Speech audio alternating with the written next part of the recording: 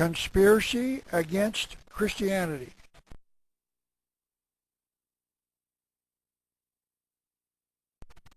Presenting the evidence that there is an active conspiracy in the world today set upon destroying Christianity. A presentation of Publius Productions. Delivered on October the 11th, 2010. Part 1 of 8. My name is Ralph Epperson, and I will be the one presenting this material. Let me explain first that this is a PowerPoint presentation, and it will not allow me to change slides while I am speaking.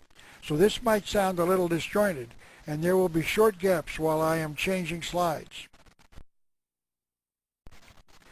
I also want you to know that I am granting you permission to make copies of all parts of this DVD, and if you agree with the material presented, may I suggest that you make copies and give them to everyone that you think might watch them so that others may learn the truth about the attack on Christianity.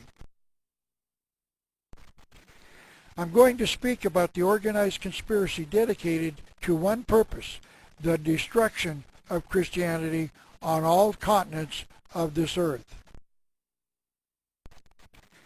I would dare say that this presentation will not be very pleasant to watch because what I have discovered is very disturbing. But what you will see as you progress through this DVD is, as I'm hoping you will see, amply documented by evidence.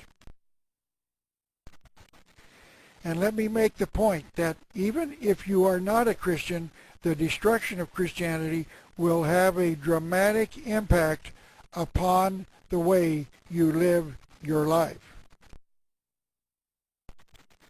Therefore, I would like to ask each of you to serve on a jury. That means that I'm asking you to be open and watch all of the evidence I will present before you reach a verdict. That is all I can ask. So if you will do that, I will say that this speech will be one of the most important you will ever hear. I think it will be helpful for you to know a little about me and why I felt moved to prepare this material. I am a graduate of the University of Arizona, but I can honestly say that what I will be presenting was not taught to me while I was in college.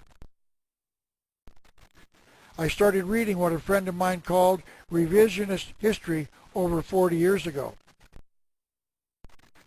And I am convinced that much of our history needs to be revised. As I continued reading on this subject, I grew increasingly aware that there was something going on in this world and that it was not pleasant.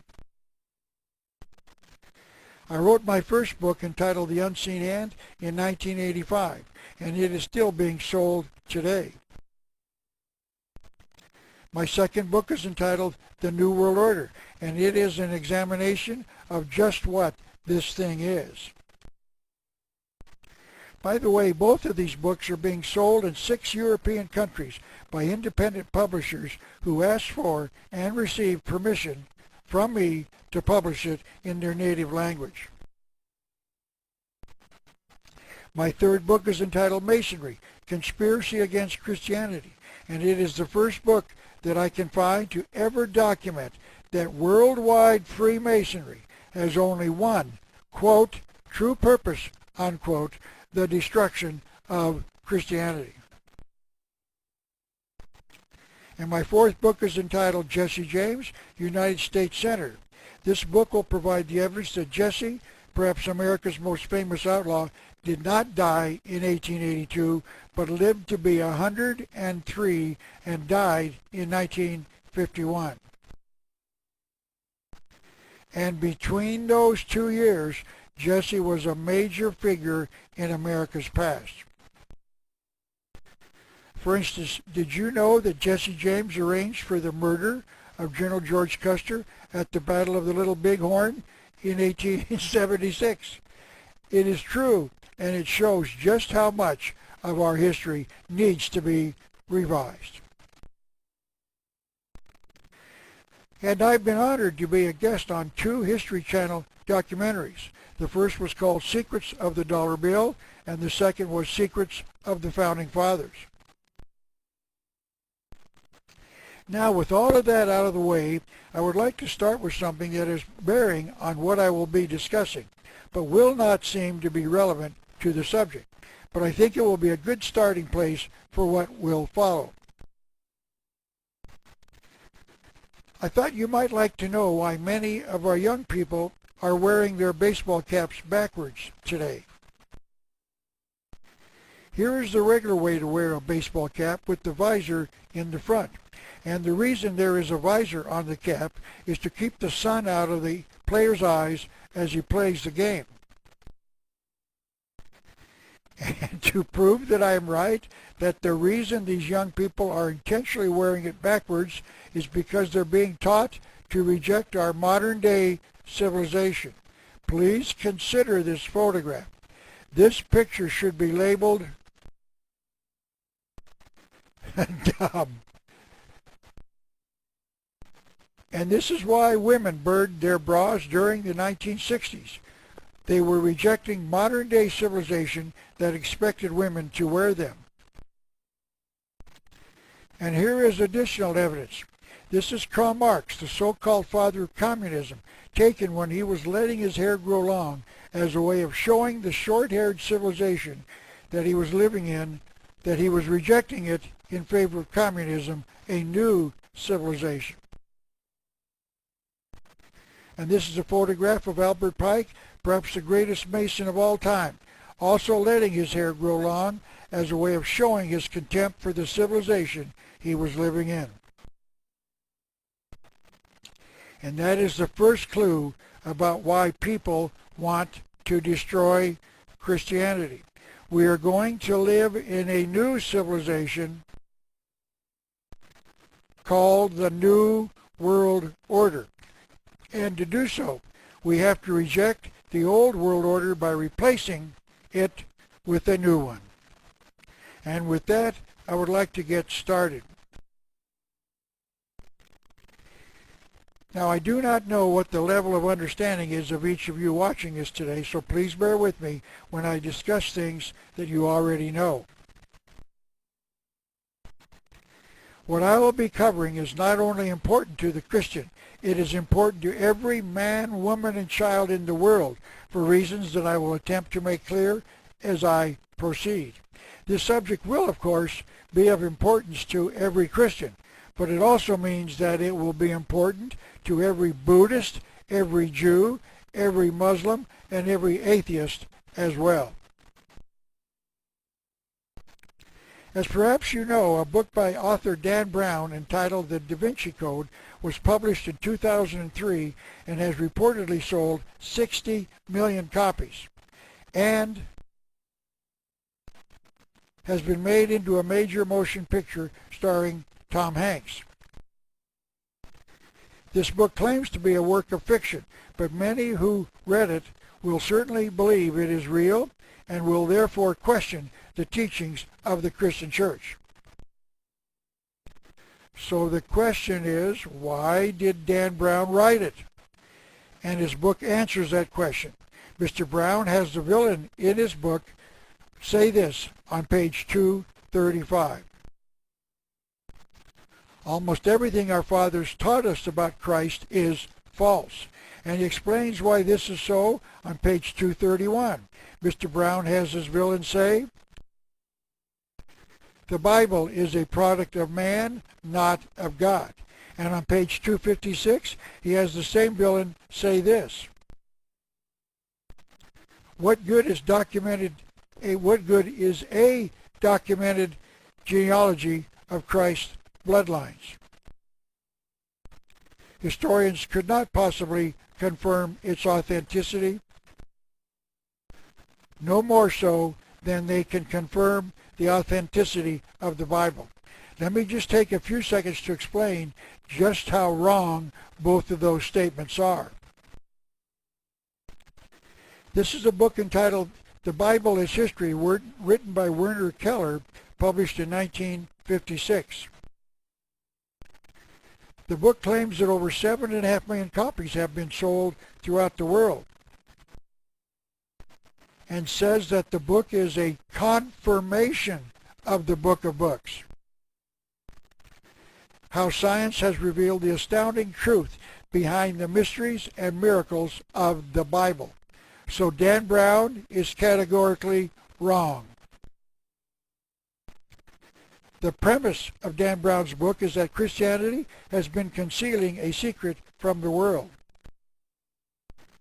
That Jesus Christ married Mary Magdalene and produced a bloodline of people still on the earth today. And then on page 239, Dan Brown tells us about this secret.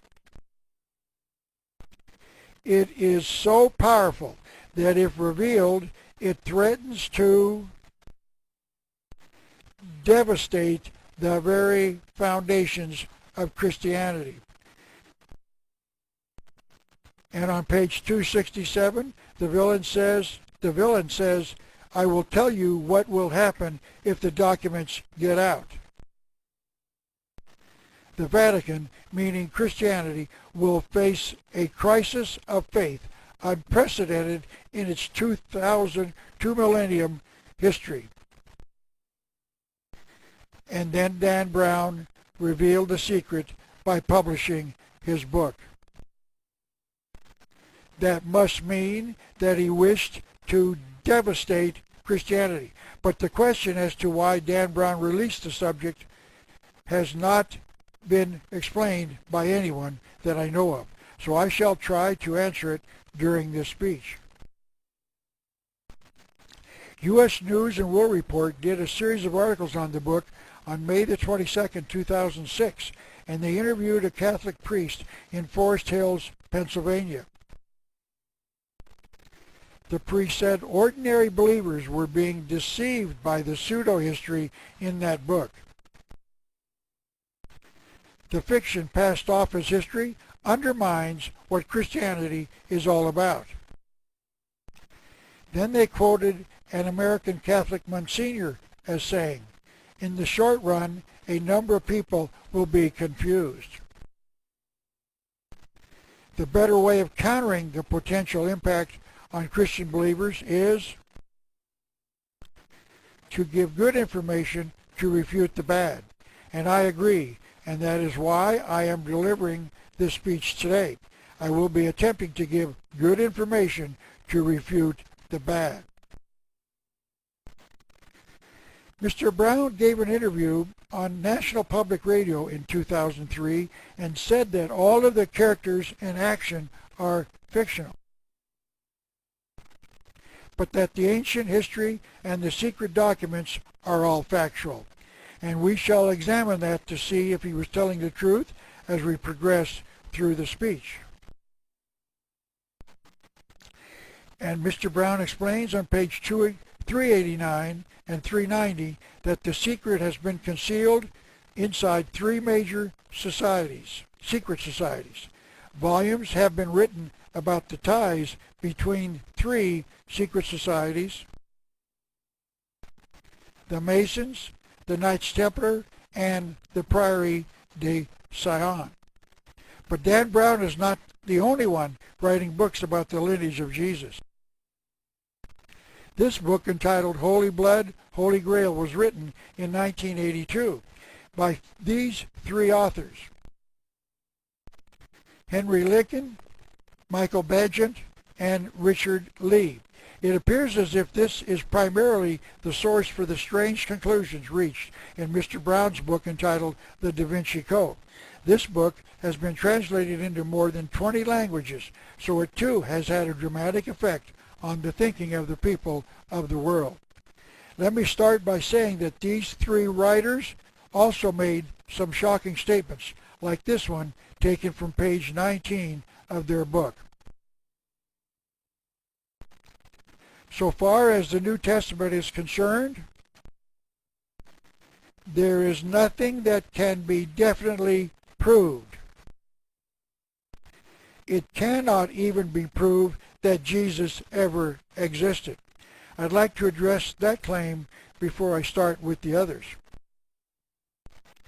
This is a book entitled Evidence That Demands a Verdict, published in 1972 and written by Josh McDowell, who was a staff member of the Campus Crusade of Christ for 10 years when the book was written. The subtitle is Historical Evidences for the Christian Faith. And Bill Glass, a Christian evangelist, wrote this about the book.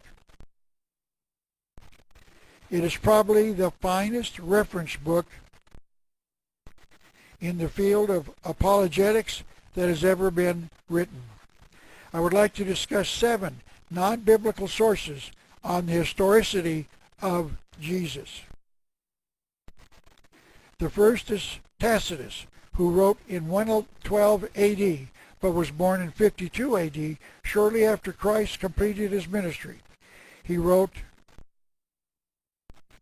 Christ was put to death by Pontius Pilate, procurator of Judea, in the reign of Tiberius. The second writer is Josephus, born in 37 AD, just after Christ was crucified, and he wrote this. Now there was about this time Jesus, a wise man. He was the Christ, and when Pilate condemned him to the cross, he appeared to them alive again the third day. These comments so far are completely in accord with the scriptures. The third source is Suetonius, a Roman historian who wrote in 120 AD. As the Jews were making constant disturbances at the instigation of Christ, Claudius, the Roman emperor, expelled them from Rome. The fourth source is Pliny the Younger, written in 112 AD as governor of Bithynia in Asia Minor. He wrote to the Emperor Trajan on how to treat the Christians. He, meaning Trajan, had made the Christians bow down to statues of Trajan, but that he also made them curse Christ, which a genuine Christian cannot be induced to do. The fifth source is Tertullian, a theologian in Carthage around 197 AD, who mentions an exchange between Tiberius and Pontius Pilate. Tiberius, having received intelligence from the truth about Christ's divinity, brought the matter before the Roman Senate. The sixth source is Julius Africanus, who wrote about Jesus in 221 AD by writing that Thales, an historian, had written in 52 AD about the season of the full moon was when Christ died. And the last source is Justin Martyr, who wrote about Pontius Pilate's report in 150 AD. After he was crucified, those who crucified him cast lots for his garments.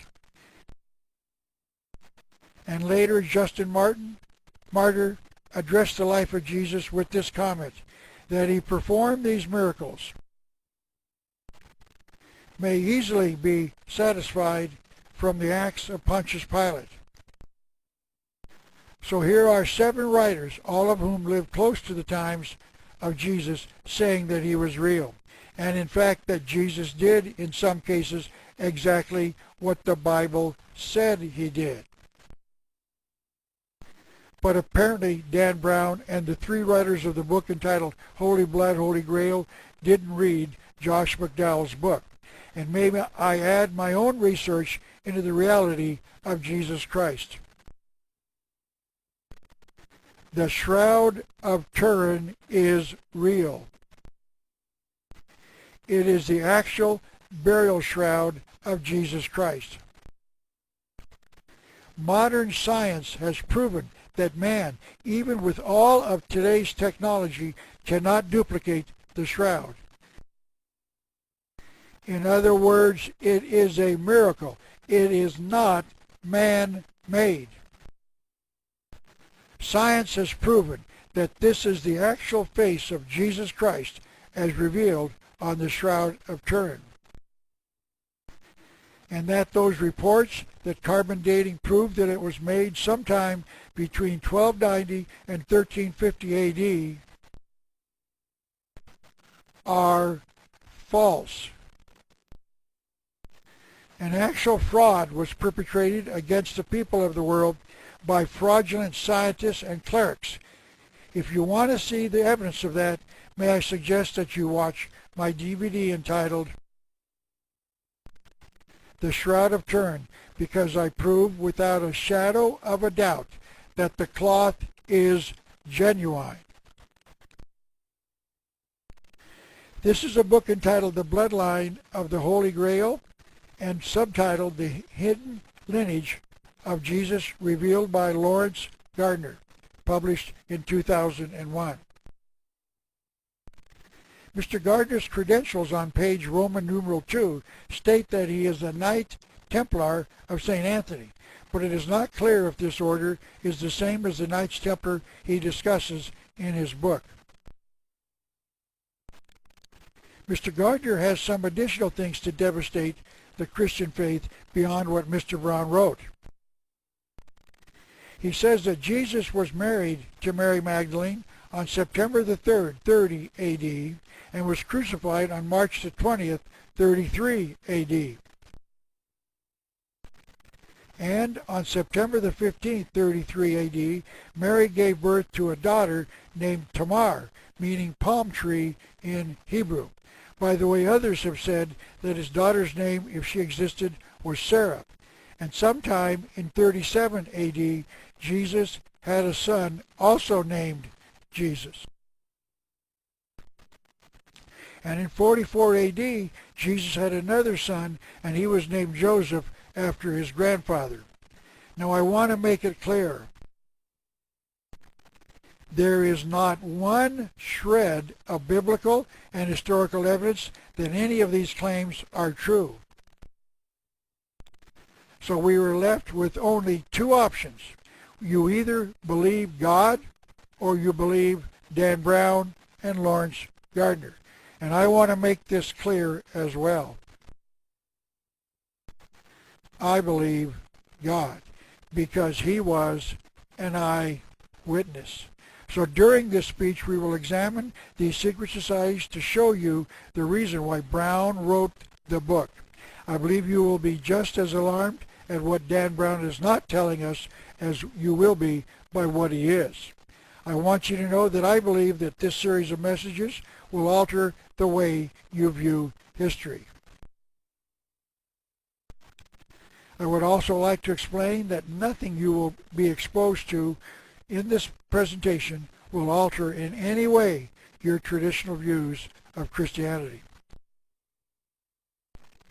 You will continue to believe that Jesus Christ is the Messiah, the living Son of God. And I also want you to know that the views I will be expressing in this series will be mine and mine alone. I have no staff, no foundation supporting me, and no researchers working for me or with me. I am completely independent, and I prefer it that way. In other words, I am completely responsible for all that I will be discussing with you. Now, once again, I would like to urge you to become members of a jury, and as jury members, you'll be expected to be as neutral as you can, forgetting all previous understandings, and make your decision on the evidence that I will present. In other words, please be open. After the 8 hours of this speech has ended, you will be free to reach your conclusion. And by the way, when I quote Scripture, I want you to know that I will be using the King James Version of the Bible. I would like to quote these historic words from Patrick Henry, one of this nation's great founding fathers, who said this about the truth back during the days prior to the signing of the Declaration of Independence on July the 4th, 1776. He spoke about the truth and why we should want to be exposed to it. He said this on March the 23rd, 1775. We are apt to shut our eyes against a painful truth. And listen to that siren till she transforms us into beasts. For my part, whatever anguish of spirit it might cost, I am willing to know the whole truth, to know the worst, and to provide for it. And some of the material I will be presenting will be, as Patrick Henry said, a painful truth. And this is Ralph Epperson, who said this on September the 18th, 2010, while I was preparing this speech. I am willing to know the whole truth and to provide for it. So we shall now embark on an 8-hour journey into the truth. So I'd like to ask and then answer the question. Is there some connection between his book and what is happening in America today? And I'm hopeful that I will be able to convince you during the speech that there is a connection. It seems that Christianity is everywhere under attack. And I will be attempting to show you that this is true because there are some people in this nation who want Christianity attacked. Now let me get to the matter at hand. There is a very important reason why Dan Brown wrote his book. And I had been studying that reason way before Dan Brown finished writing the Da Vinci Code. Let's go back to Mr. Brown's book itself to read this comment. Volumes have been written about the ties between the Masons and the Knights Templar and the Priory of Sion, the three secret societies. I will be presenting the evidence that one of these secret societies is a complete fraud and that the other two are alive and well even today. Let me start with this. For centuries, writers have been writing about an object called the Holy Grail. This is not it, but a picture of what people think the Holy Grail might look like. And the reason no one knows what it looks like is because history has not revealed what the Holy Grail is. According to some traditions, it was the cup from which his disciples drank at the Last Supper. According to other traditions, it was the cup in which Joseph of Arimathea cut Jesus' blood as he hung on the cross. Mr. Brown contends that the Holy Grail is the bloodline created by the birth of the daughter of Jesus and Mary Magdalene. So let me start by examining one of these three secret societies that Mr. Brown wrote about. On the first page inside his book, Mr. Brown makes this statement. The Priory of Sion, a European secret society founded in 1099, is a real organization. The Holy Blood book revealed how they first heard about the Priory. The French journal Officiel is an official government publication in which all groups and organizations in the country must declare themselves. And in the July 20th, 1956 issue, the information required of the Priory de Sion is listed for the first time. So this was apparently the first anyone had heard about this organization. It is claimed that the Priory was discovered by Pierre Plantard, who was the first who claimed that it was created in 1099. This is Josh Bernstein, an historian who recently did a documentary on the History Channel entitled The Da Vinci Code Bloodlines. He discovered these facts about the Priory de Sion. Mr. Plantard claimed that the Priory was created in 1099, but that he only found it in 1956. He later filed the papers in the French National Library in 1967. And that these papers can still be viewed as the Dossiers Secrets. And by the way, please forgive me, I don't speak French or any other language other than English, so I might be mispronouncing these words. The Holy Blood book tells us that The objective of the Priory de Sion is the restoration of the Merovingian dynasty and bloodline which had ruled France between the 5th and 8th centuries. They wrote that although deposed in the 8th century, the Merovingian bloodline did not become extinct. The priory was ruled by a Grand Master, and the Holy Blood Book listed all 26 of these from the very inception to the current day. That list included such notable individuals of the past as Leonardo da Vinci, Isaac Newton, Victor Hugo, and Claude Debussy. And then Pierre Plantard claimed to be a direct descendant of the Merovingian kings. He predicted in the near future there would be a dramatic upheaval in France,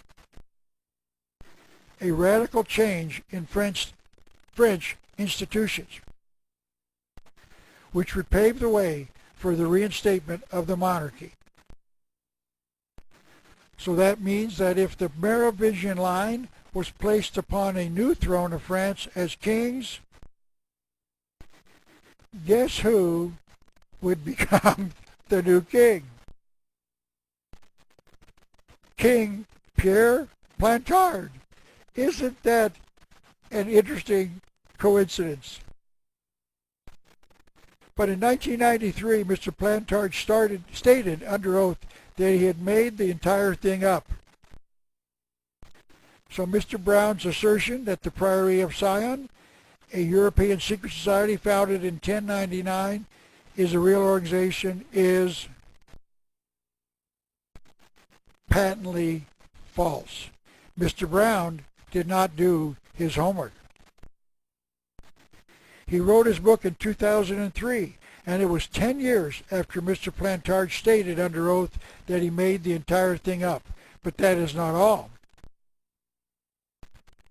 Josh Bernstein wanted to test Mr. Brown's hypothesis that Jesus and Mary Magdalene were married and produced a bloodline, and that their daughter married into the Merovingian bloodline. Josh went to a university in Belgium and met there with one of Europe's most famous DNA experts, and found out that it would be possible to test Mr. Brown's hypothesis by doing some DNA tests. So he found the remains of Queen Arnegunde, a Merovingian queen who died in 561 AD in a French museum. This is a ring that was buried with her bones, and that it was used to document that the remains were hers. He was able to obtain some bones and a tooth from those remains for a test. Then he found a Christian monastery and church in Israel whose members spoke Aramaic, the language that Mary Magdalene spoke when she was alive. He interviewed the archbishop of this church, and when Josh asked him to assist him in getting some DNA from some of his parishioners, the archbishop arranged it, and Josh obtained DNA from a man and his son.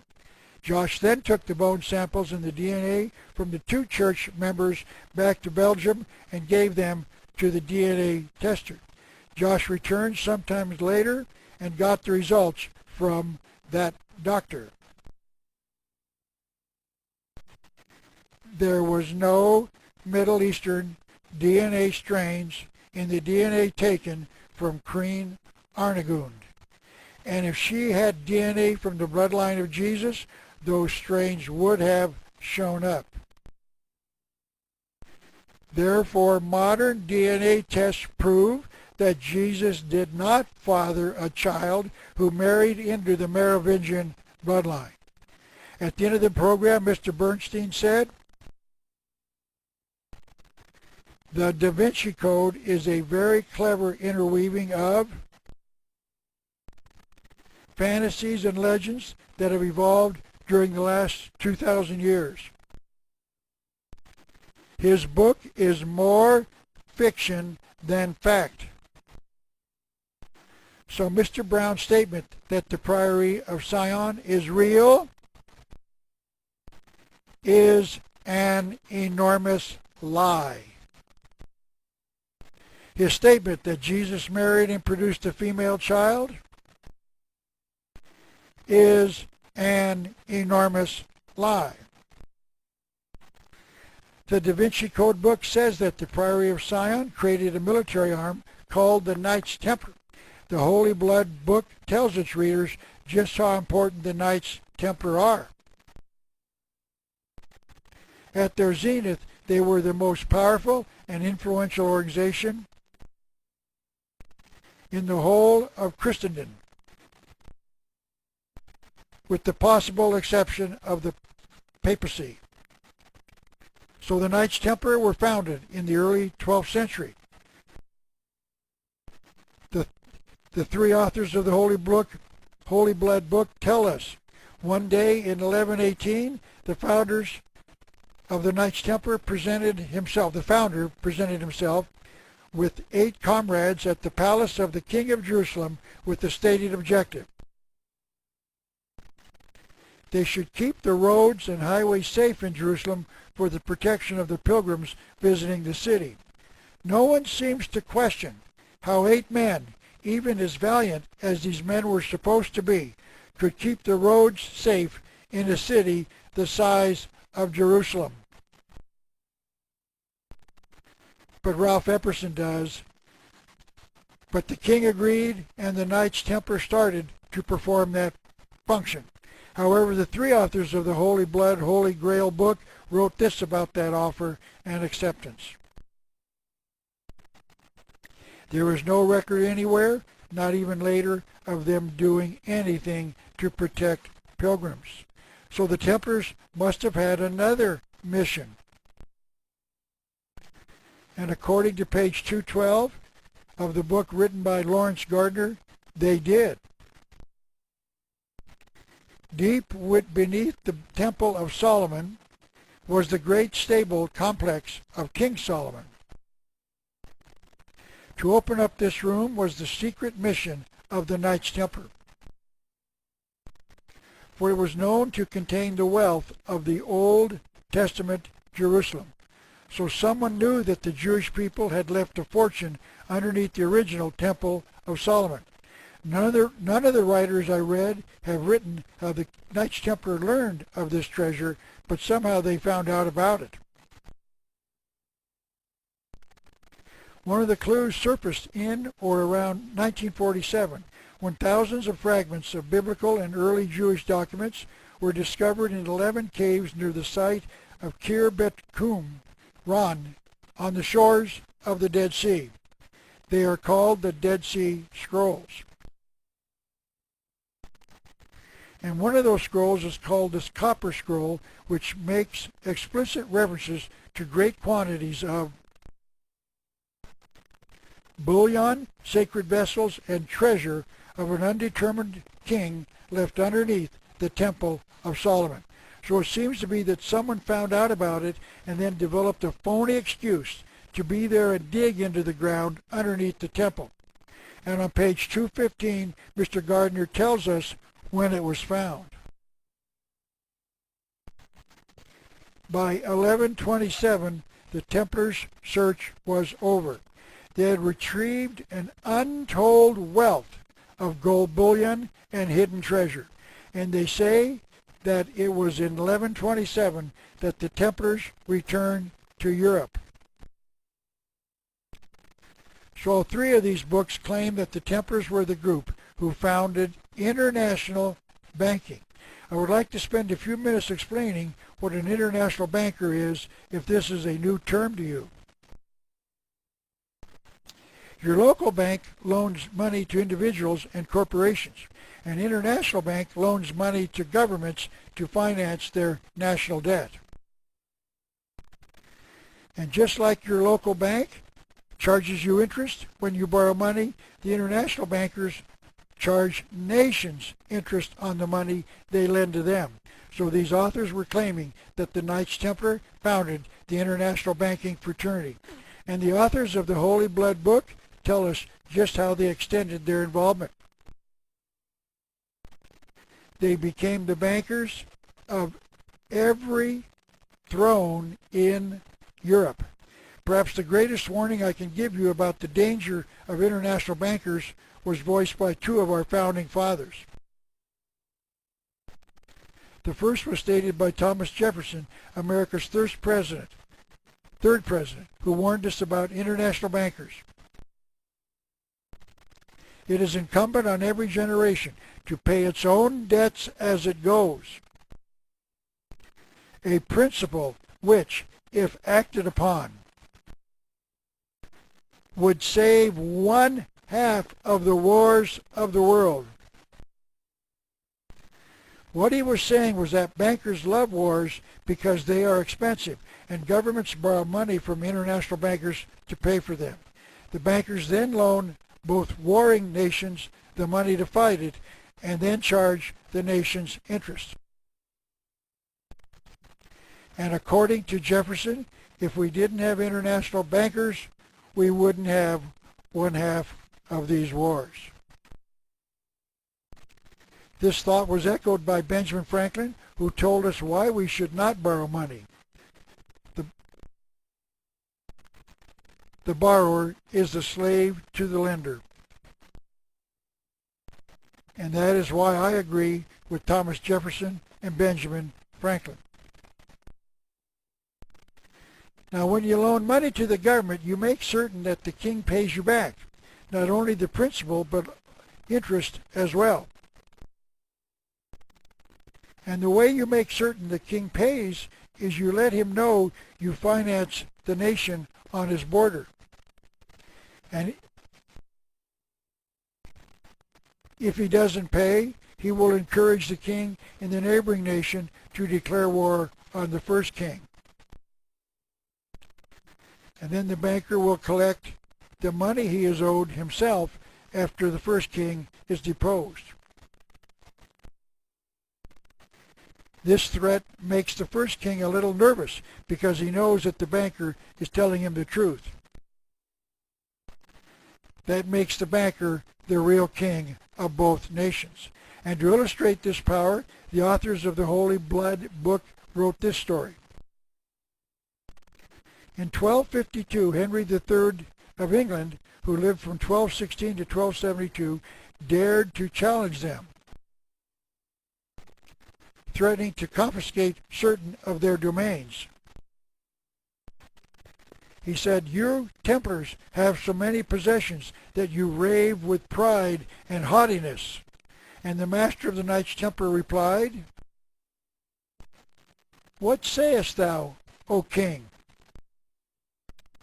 So long as thou dost exercise justice, meaning as long as you pay your debts, thou will reign. But if you infringe it,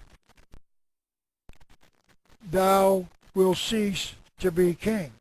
That is called arrogant power, threatening the king when he could command armies to suppress the Knights Templar. But they could, because they could finance the king of a neighboring nation. Tony Robinson did a 2-hour documentary on the Discovery Channel entitled The Real Da Vinci Code, and he did an excellent job of researching the claims of Dan Brown. He showed a clip of Mr. Brown in a televised interview saying this about the contents of the book. All of the art, architecture, secret rituals, and secret societies are historical fact. And after Mr. Robinson examined what Mr. Brown wrote, he drew these conclusions about Mr. Brown's book. He said the book is rubbish and a big guess. Mr. Robinson then interviewed Michael Bagent, one of the 3 authors of Holy Blood, Holy Grail. He asked him about whether Jesus and Mary Magdalene had a child, and he said, "There is no evidence there is a child." And then he asked him if this story about there being a marriage between Jesus and Mary Magdalene, and Mr. Bagent answered, "Is it true? I don't know." So these 2 documentaries completely destroyed the facts presented in Mr. Brown's book. However, as I said, the Knights Templars and the Masons are real, and I would agree with Mr. Brown on that truth. Mr. Brown wrote that by the 1300s, the Knights Templar had amassed an enormous wealth and started challenging the Catholic Church. And then on page 217, Mr. Gardner implies that one of the customers of these international bankers was the Catholic Church, who borrowed the money to build those magnificently beautiful Gothic cathedrals all over Europe. Many of these cathedrals were started in the 12th century, meaning shortly after the Knights Templar brought the fortune back from Jerusalem.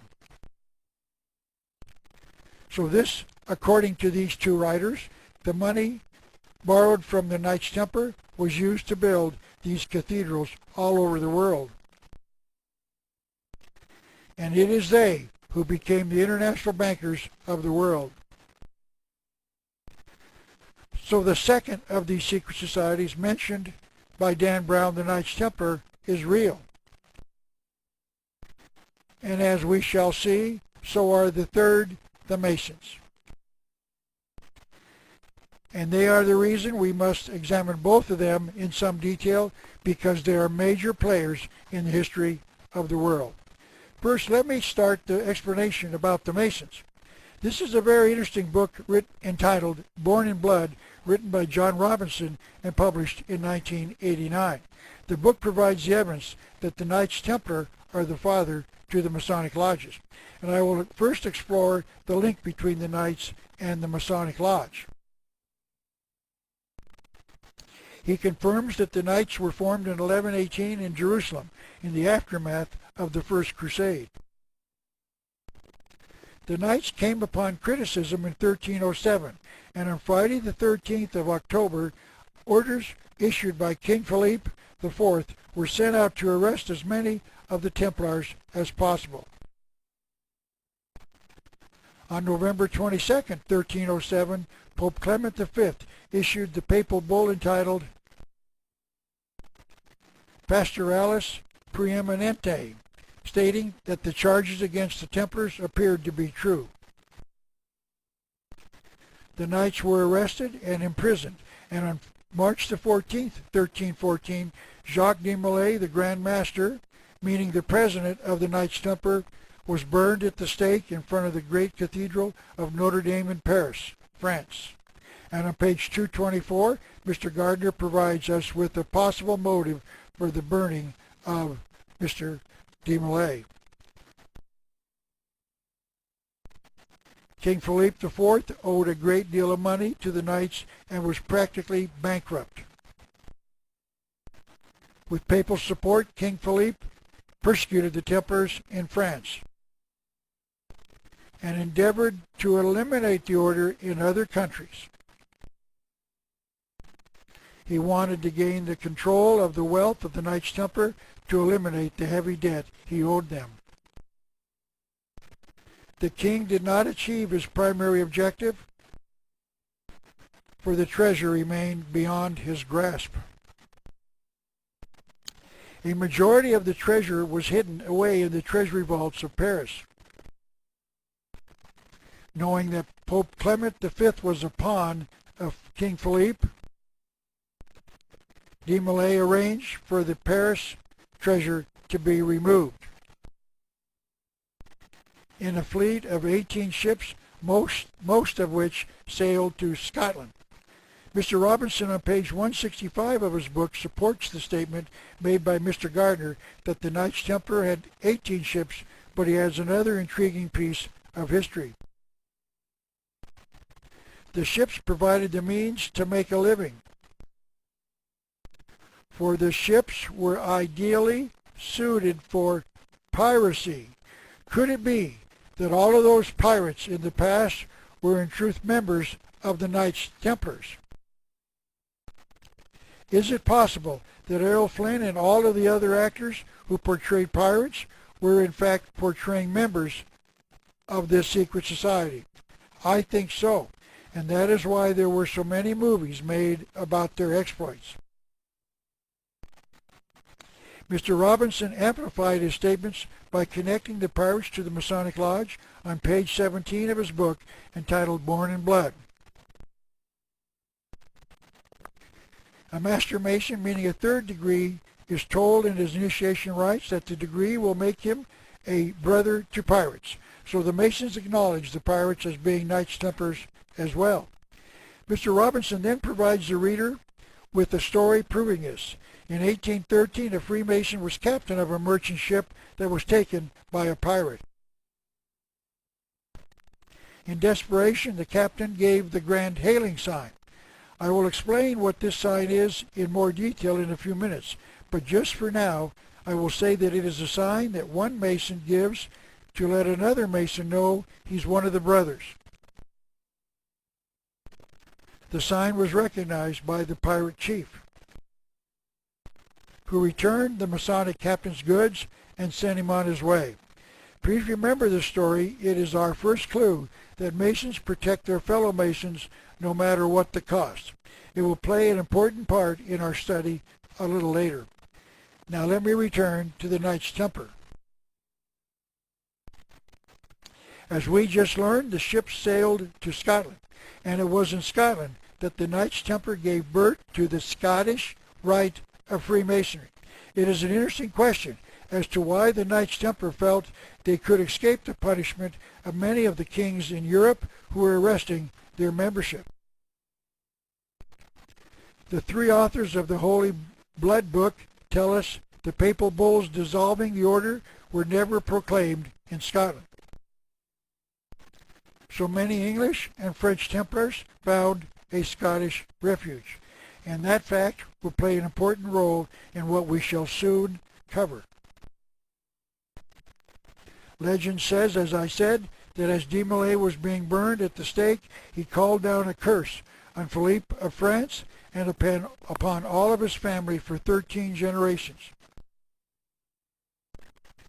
He then called upon both the king and the pope to meet with him within the year for judgment at the throne of God.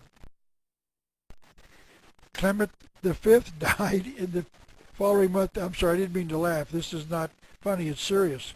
Pope Clement V died in the following month of April, followed by Pope's unexplained death in November of that same, by Philip's unexplained death in November that same year. The Holy Blood Book gives the reader some clue that it was the Knights Templar that fulfilled the prophecy made by their leader. They wrote, "There is no need to look for supernatural explanations. The Templars possess great expertise in the use of poisons." So maybe the Templars were obeying a direct command of their soon-to-be martyred leader, and that is why these two men met with de Molay in death.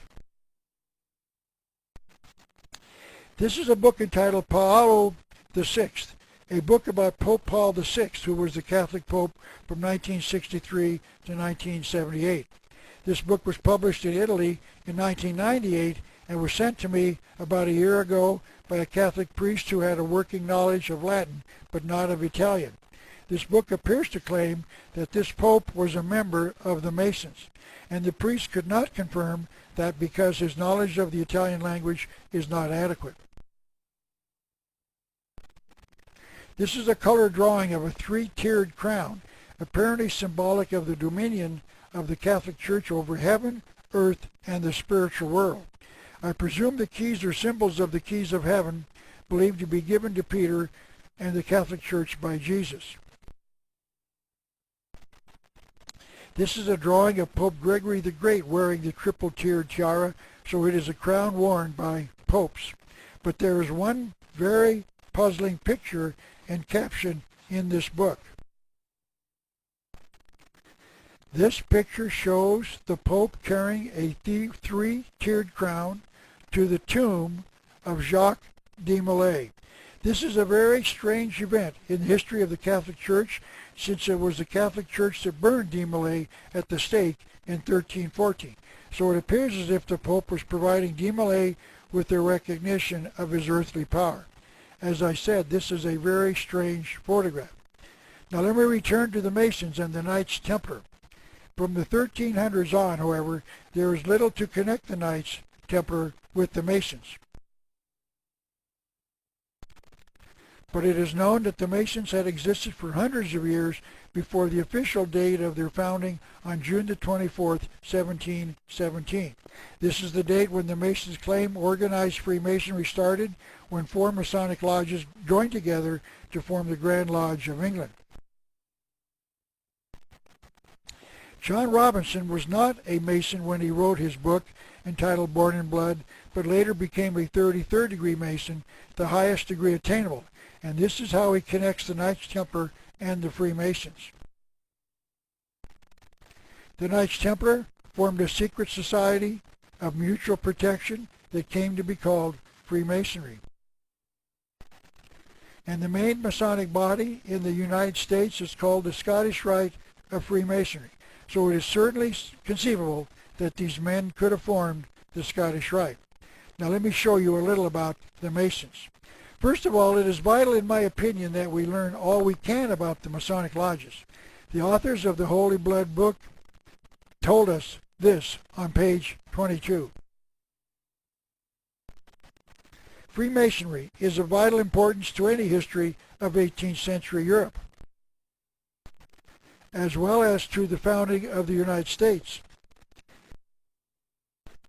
But few history books even mention it.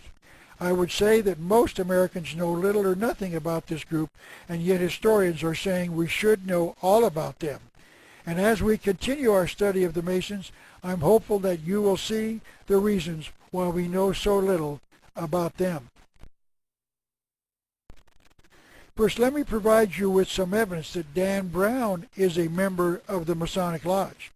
And once you understand that, what I will be presenting in the remainder of this speech will make enormous sense, because it is my contention that the evidence about the Masons proves that it is not an organization anyone would want to belong to.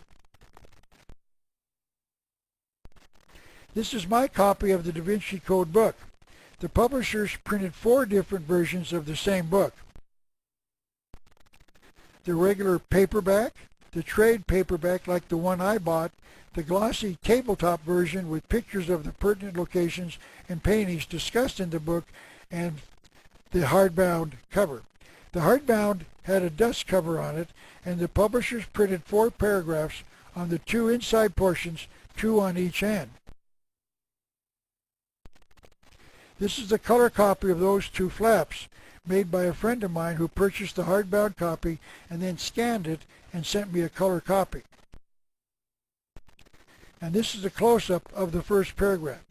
If you will look very closely, you will notice that certain letters are in bold, such as in the paragraph example in the 4th, 1, 2, 3, 4, 5th word, the word business, the I is in bold font. And those letters in this paragraph are is, I-S, T-H-E-R, and then there's an E. And these are all of the letters in all 4 paragraphs. I-S-T-H-E-R-E, N-O-H-O, etc. And they spell out, is there no help for the widow's son? This is a book written by a Mason entitled Freemasonry Exposed, written in 1826 by Captain William Morgan. Captain Morgan claimed to have been a Mason for something like 30 years when he published his book. We will be covering this book pretty thoroughly a little later today during this speech for a very specific reason. But for now, I would like to show you just one page of it because it will explain what these words mean. This is part of page 76 of Captain Morgan's book, and you will see these words in the drawing in their context. You will notice that those exact words, is there no help for the widow's son, are highlighted in yellow and red. In fact, it reads, O Lord my God, is there no help for the widow's son? And are called, as you can see on the left, the grand hailing sign of distress. You will also notice that the paragraph on the right side explains how the sign is to be given. and you will see a drawing, of course, of the grand hailing sign being shown. The Masons are taught that these words and the accompanying sign are to be used to identify yourself to another Mason when you are in distress. And if the person who sees the sign or hears the words is a Mason, he will come to the first person's rescue. It appears as if Dan Brown is using these words as a way of identifying himself as a Mason to any Mason reading the book. But only a small percentage of the people who read the book will first of all notice the bold letters and then find all of them in the 4 paragraphs. Then they would have to know what the words mean. And if they did, they would recognize Dan Brown as being a fellow Mason. So that is one of the reasons I believe Dan Brown had those letters printed in a bold font. I think it was his way, or at least the way of the publisher, of letting the Masonic members know that he was a Mason. And when I show you what the Masons believe, I think you will see why he wrote this incredible book for the benefit of the Masonic Lodge. Since I am talking about the Masonic Grand Hailing Sign, I would like to talk about an actual case when the words were spoken in an attempt to not have the gunman shoot the Mason mouthing the words.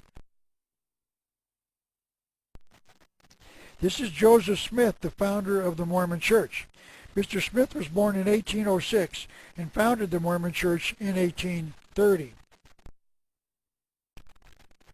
On March the 16th, 1842, Mr. Smith became a Master Mason in the Masonic Lodge in Nauvoo, Illinois, which means that he completed the 3rd degree.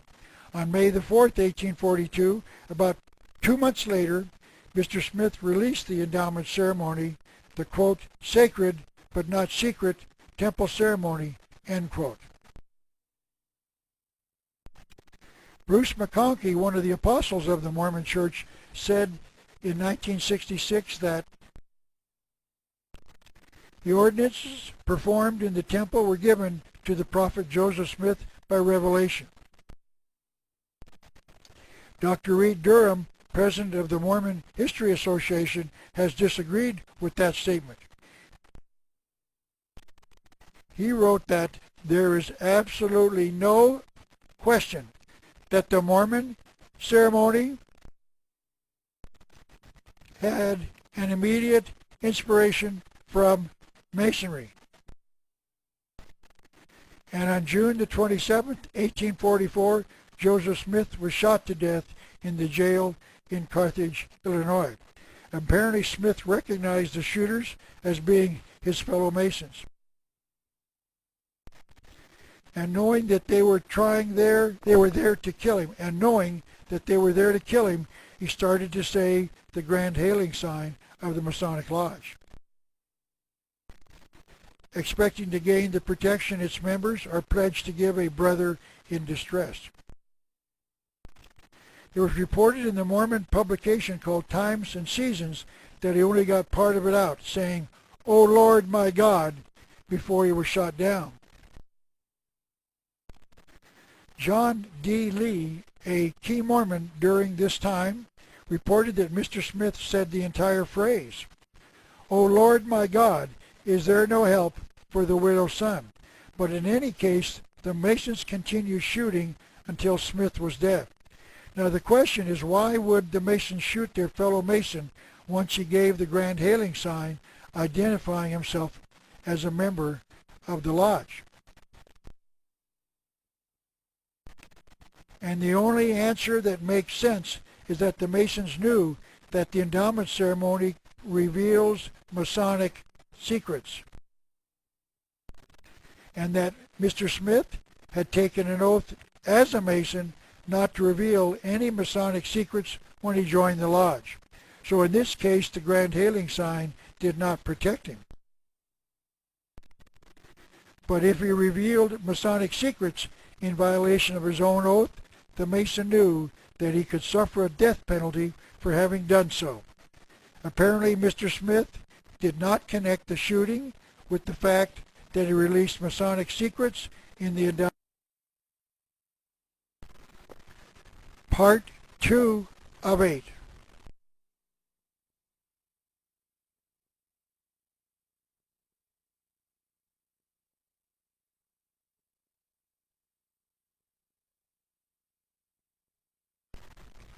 This is the diagram representing the various organizations inside the male-only Masonic Lodge. The lower rectangles marked in blue represent what the Masons call the Blue Lodge, and it consists of 3 degrees. Those degrees have names, and they are: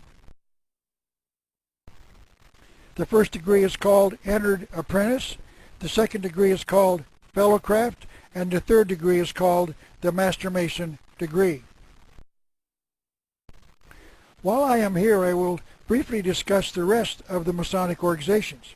The Mason can stop after he has completed the first 3 degrees, but if he wants to go on, he may do so. He may either go on into the Scottish Rite, shown here in the green, for an additional 29 more degrees for a total of 32. When he has completed these degrees, he is called a 32nd degree Mason. He has an option of going on into what is called the York Rite, shown in yellow, and there are a total of 10 more degrees for a total of 13 in that lodge. Once the Mason completes these degrees, there are no more for him to go through, meaning he is finished going through degrees under his own volition. However, there is a 33rd degree, and that is on top of both of these lodges shown in that diagram in pink. This degree is by invitation only, meaning the Mason has to be invited into this degree, and without an invitation, he cannot become a 33rd degree Mason. There is another Masonic organization called the Shriners, which the 13th degree York Rite Mason or the 32nd or 33rd degree Scottish Rite Mason may join on his own. It would be shown between the 2 lodges, but underneath the 33rd degree. I have had Masons tell me that this is called the fun degree, and many Masons join the Shriners so they can dress up as clowns or ride horses in parades. There is one important thing that I must mention about the Shriners, and that is about the little hat that they wear called the fez. It is, as you can see on that last slide, a red or maroon colored hat that looks like an inverted flower pot. This is how the Shriners in Tucson describe the fez. This book is similar to the yearbook we all got in high school, but it was published by the Shriners in the city of Tucson, Arizona. It is full of pictures of the Shriners and their wives, and provides details about their activities in the past year. And on page 4, they publish this paragraph describing their hat called the fez. The fez, which nobles of the Mystic Shrine of North America have the privilege and honor of wearing, has been handed down through the ages as one of the most significant of all headdresses. The fez derives its name from the place where it was first manufactured commercially, the holy city of Fez in Morocco. And that is the extent of their explanation of it. And they somehow failed to offer us the rest of the story. A good explanation of this noble headdress comes from Mick Oxley, a native of England, a former member of the English Masons, and a student of Islam as he traveled to various parts of the world before he retired from the Royal Air Force. He heard the story of the fez in Egypt from some of his Muslim friends called mullahs, the Islam teachers who had bragged that at Fez the Muslims took revenge for their losses during the Crusades by executing 50,000 Christian men, women, and children. This event, as I recall, took place around 800 AD, which would make it a story, as the Shriners told us in their yearbook, handed down through the ages. Now I'd like to return to Mr. Oxley's quotation. The mullahs said that even unborn babies were murdered. They boasted that the blood of the slaughtered Christians was running deep in the streets of the holy city known as Fez. And the Muslim executors dipped their white hats, called turbans, into the Christians' blood and proudly placed the now blood-red hats on their heads as symbols of their triumph.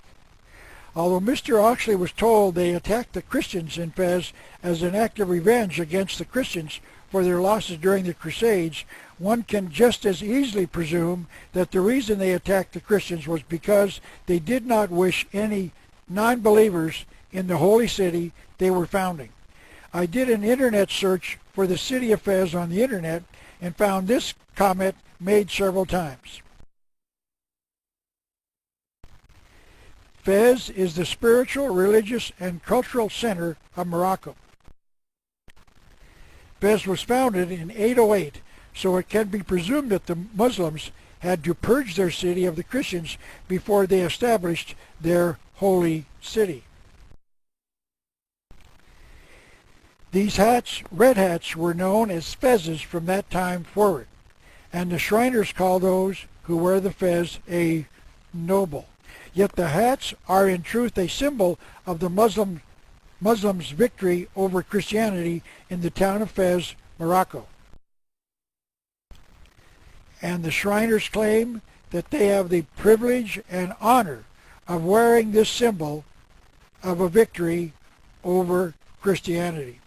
So this is our first clue that somehow the Masons are involved with the murder of Christians, and that some of the Masons commemorate it with the wearing of the fez,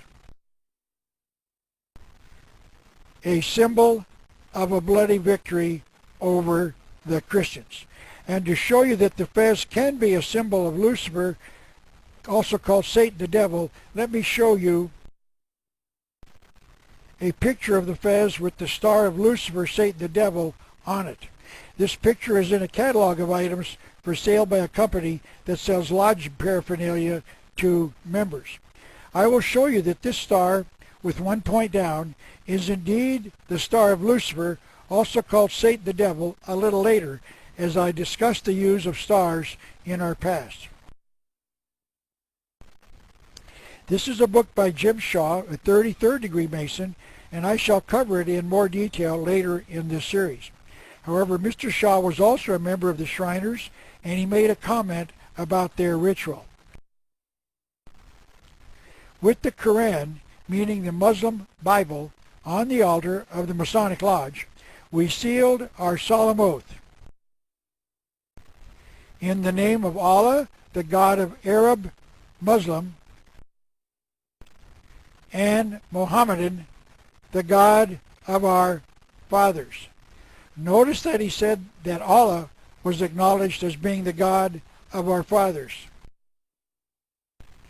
Please explain to me how a Christian or a Jew can make such an oath, but according to this 33rd degree Shriner, they do. Now let me expand our knowledge of the Masons by reading two quotes from Manly P. Hall, a 33rd degree Mason and one of the greatest Masons of all time. He wrote this: Masonry is the most powerful organization in the land. It is an ordainer of kings, which means it sets kings on thrones. Its hand has shaped the destinies of worlds. These two quotations by Manly P. Hall present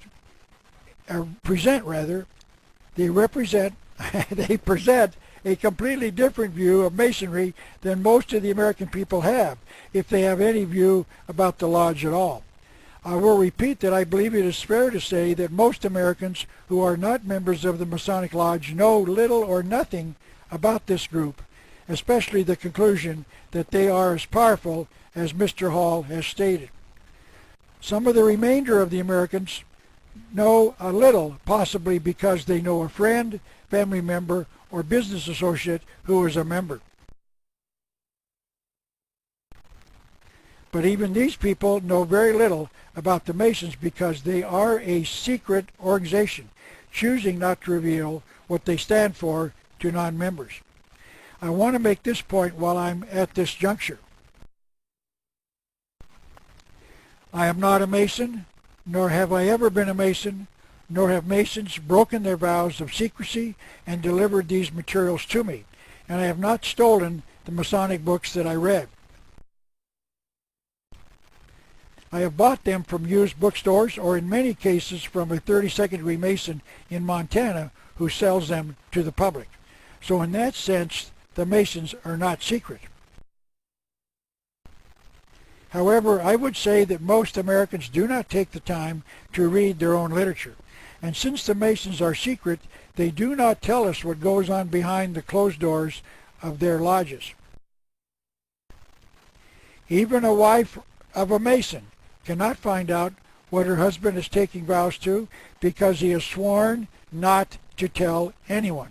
And she cannot attend the rituals her husband is going through, and I always ask a Mason what that does to his marriage, where there's secrecy between husband and wife. Those Americans who are Masons know, of course, more than the average American, but even then only a small percentage of these men truly know that Masonry is as powerful as Mr. Hall reported.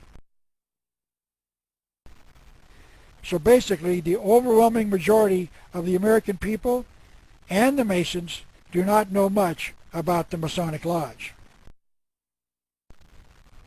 However, if you've seen a square and a compass, a star with 1 point down and 2 points up, or if you've watched the East-West football game, you have seen the Masons. If you have gone to the Shriner Circus, you have seen the Masons. But to stretch these visible, non-controversial images that the average American has of the Masons to an organization that shapes the destinies of worlds is almost totally unreasonable to most Americans. But Mr. Hall, a leading Masonic writer, said that they are the most powerful organization in the land. And if he doesn't know, one might ask just who does. So a great place to start as to whether or not Mr. Hall is correct is with some history about America with a particular question. Has America been the most powerful organization in our land? This is Henry C. Clausen, the past Sovereign Grand Commander of the Masons, meaning that he was their president of their fraternity.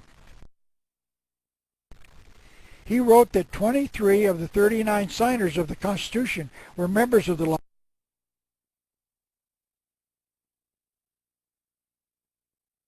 and of course 23 of the 39 signers of the Constitution would be a clear majority. So whatever the Masons wanted, they had the authority to obtain. The Masons officially state that only 9 of the 56 signers of the Declaration of Independence were Masons, but this figure is open to dispute. The reason that no one knows for certain is that many Masonic records were destroyed in the Revolutionary War of 1776. Manly P. Hall wrote a book entitled The Secret Destiny of America, in which he discusses the nation's future. He wrote this: there exists in the world today, and has existed for thousands of years, a body of enlightened humans, united in what might be termed an order of the quest.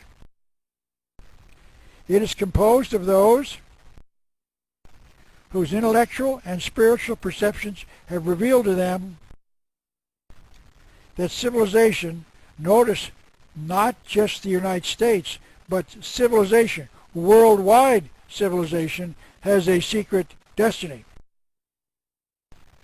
Secret because this high purpose is not realized by the many.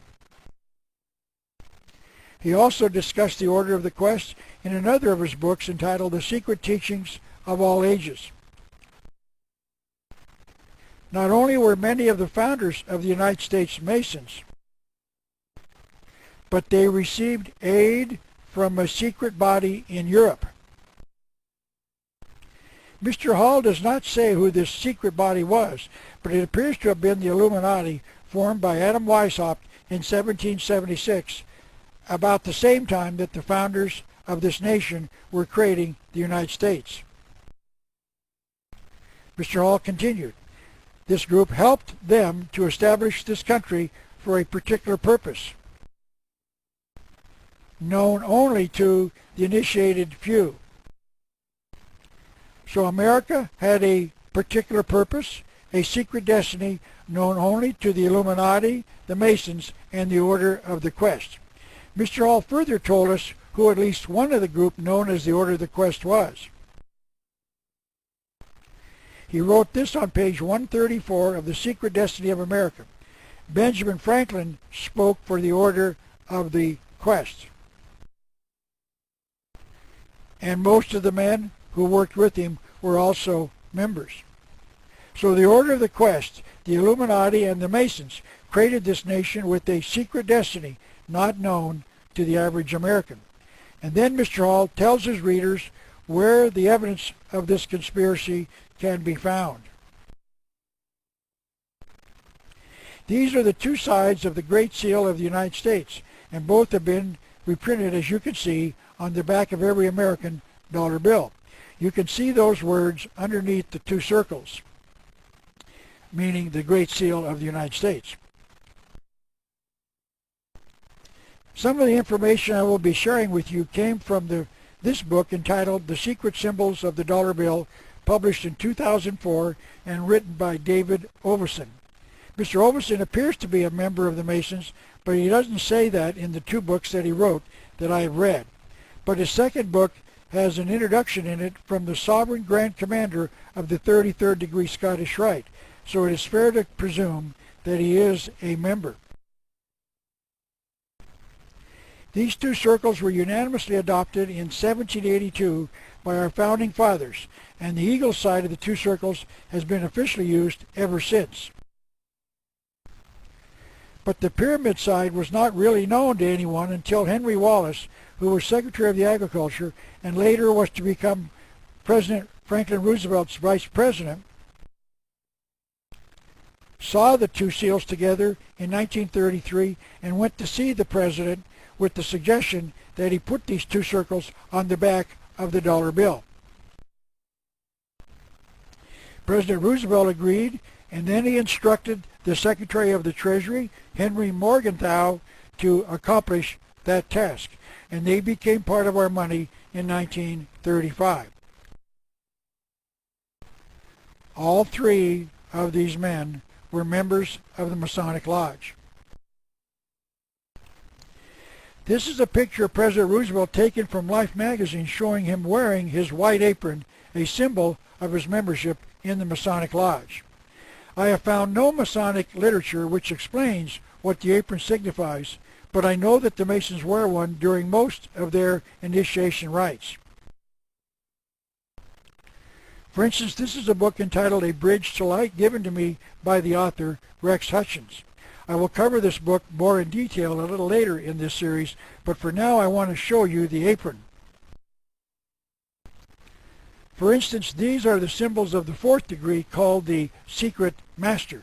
You will notice at the bottom left the apron is drawn with symbols on it. There is no explanation what these symbols mean, so the non-Mason cannot find out. These are the symbols of the sixth degree, and notice that the symbols on the apron have changed. So all we can say at this time is that the apron is used as an important symbol in the Masonic lodges for reasons that a non-Mason cannot find out. We will discuss the apron later in another context, one that will help us understand why they wear such an apron. Now let me get back to the Great Seal of the United States. Now if I asked 100 people in Tucson just what all of these things on the back of the dollar bill meant, I would probably get an answer like, I do not know. And then I would ask the next question. Why do you not know? And they would say something like, I do not know. But notice that everyone in Tucson carries these dollar bills in their wallets or purses, and it is American money. But we do not know what these symbols mean. Wait a minute, I've got to correct what I just said. The only people in Tucson who do not carry dollar bills in their wallets are authors of books on the conspiratorial view of history, because I ain't got none. Now, this is a slide made of the sign I hold on the intersection of Broadway and Harrison in Tucson. I will sell books for food, and I'm sad to report that it doesn't work. Now, since these two circles represent the Great Seal of the United States, the question becomes, what is a seal? Webster's defines it as an official design used to mark a document or to authenticate it. The first seals were created by kings and consisted of hot wax being poured onto a document, and then the king would press his ring into the wax, which was then allowed to cool off. That way the person receiving the document or viewing it would know it was official. Obviously, you only need one side of a seal to make it official. So if the American seal has two sides, one has no direct purpose. So if it has no direct purpose, it must have a hidden purpose, and Mr. Hall tells us that it does on page 181 of his book entitled The Secret Destiny of America, and in additional writings of his. There is only one possible origin for these symbols, and that is the secret societies which came to this country 150 years before the American Revolution started. The Revolutionary War started in 1776, so 150 years prior to that year would be 1626, about the time the Pilgrims and the others came to America, including the Order of the Quest. By the way, notice that I labeled this slide the College Math 101 because I don't have much confidence in our public school system about teaching mathematics. You have to learn it in college. So Mr. Hall is saying that at about the same time the first settlers were coming to America, another group came who intended to set this nation up with a secret purpose in mind. Mr. Hall continued, the Great Seal was directly inspired by the Order of the Quest, and it set forth the purpose for this nation. And he added these comments in another part of his book. If the design on the eagle side is stamped with the signature of the Order of the Quest, the design on the pyramid side is even more definitely related to the old mysteries. What he was saying was that these symbols on our dollar bill are related to the ancient worship of what he just called the old mysteries, meaning, I believe, the ancient mystery religion. This is the reverse side of the Great Seal by itself. Notice that the eye is above the pyramid and not upon it. In other words, the work of creating the New World Order is not done as of yet. The Great Seal was created in 1782 and will not be completed until the eye finally seats itself upon the top of the pyramid. And all of my 44 years of research indicated that that date of that event was known to our founding fathers as January the 1st, 2000, Anno Domini. Now, I cannot explain why it did not happen as our founding fathers had planned it. But I would like you to know that as I was touring the country with my book in 1985 to 1987, I was warning whoever would listen that the New World Order was coming and that it was scheduled to begin on January the 1st, 2000. I believe that that means that those who designed the Great Seal in 1782 knew what they were doing. They were placing this nation on a track to some secret destiny, and they knew they had over 200 years to create the changes, 200 years to create the changes needed to bring it about. They knew that the American people would never approve of their secret destiny, and that was why they kept it secret and concealed it in the symbols of the Great Seal of the United States. These men had an evil purpose. They made their plans in secret, and there were two or more involved. Those are the requirements of the definition of a conspiracy.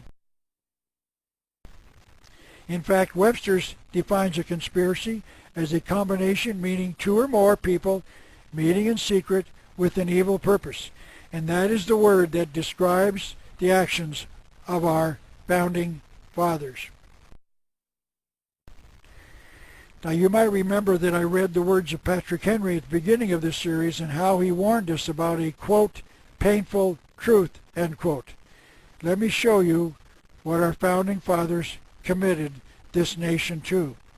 So may I humbly repeat my request that you be open, and then you can decide if I'm right or wrong.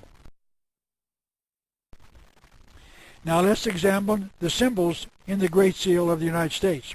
As I have said, most governmental seals have only one side, so if the American seal has two, one has no direct purpose.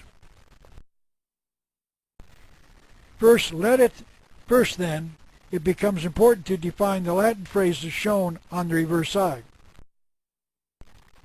The phrase annuit coeptus means annuit, announcing, or the announcement of, septus or coeptus, the conception of, or the birth of. The second phrase is novus ordo seclorum, and it means novus new, ordo order, seclorum, meaning world. So the phrase means the new world order. So the Latin phrases on this side of the Great Seal are translated in total to mean announcing the birth of the new world order. And this was incorporated into the Great Seal in 1782. The pyramid is another symbol, and it too has a hidden meaning. The student must question why the Founding Fathers even put a pyramid in the Great Seal at all, because there are no stone pyramids in the United States. And notice that the American pyramid is smooth on all sides. Now there are pyramids in Latin America. This is a photograph of one of those pyramids in the area south of the United States. Notice that it is stepped, meaning the line on each side is broken by steps constructed out of bricks and or stone. But notice one thing. Twice each year, the sun rises in such a way as to shine only on the wall of one side of the stairway, revealing a snake of 6 segments, with the seventh segment being its head, and notice once more an open mouth. So it appears as if the snake has come to the earth from the heavens to teach the people. I will explain what that means a little later. These are the 3 most photographed pyramids in Egypt, and even though they appear to be stepped, they were constructed with smooth sides, and many of the stones were removed during the early years of construction of the city of Cairo. You can still see some of the facing stones on the top of this particular pyramid. So there must be, and is, another reason for the Founding Fathers to place a drawing of a pyramid in the Great Seal. Manly P. Hall discussed the pyramid in the Great Seal as being a model of the Great Pyramid of Giza near Cairo, Egypt. He wrote this on page 178 of his book entitled The Secret Destiny of America. Here, meaning on the reverse side, is represented the Great Pyramid of Giza. The Great Pyramid of Giza near Cairo, Egypt, is the one that is featured the most of all the pyramids in Egypt. It is the one with the secret passageways inside that lead to what Egyptologists call the King's Chamber, the highest room inside the pyramid, the Queen's Chamber, a room in the approximate center of the structure, and a room below the ground level underneath the pyramid. It is commonly believed that the pyramid was built as a tomb for the pharaoh Khufu and his wife, but Mr. Hall believes that this belief is not correct. He wrote in The Secret Teachings of All Ages, "The theory generally accepted that the pyramid was the tomb of the pharaoh Khufu cannot be substantiated." He then wrote about why he believed the pyramid was constructed. "The pyramid and the all-seeing eye represent the universal house." Notice that he said that the pyramid was a house, meaning it is a place for a God to reside,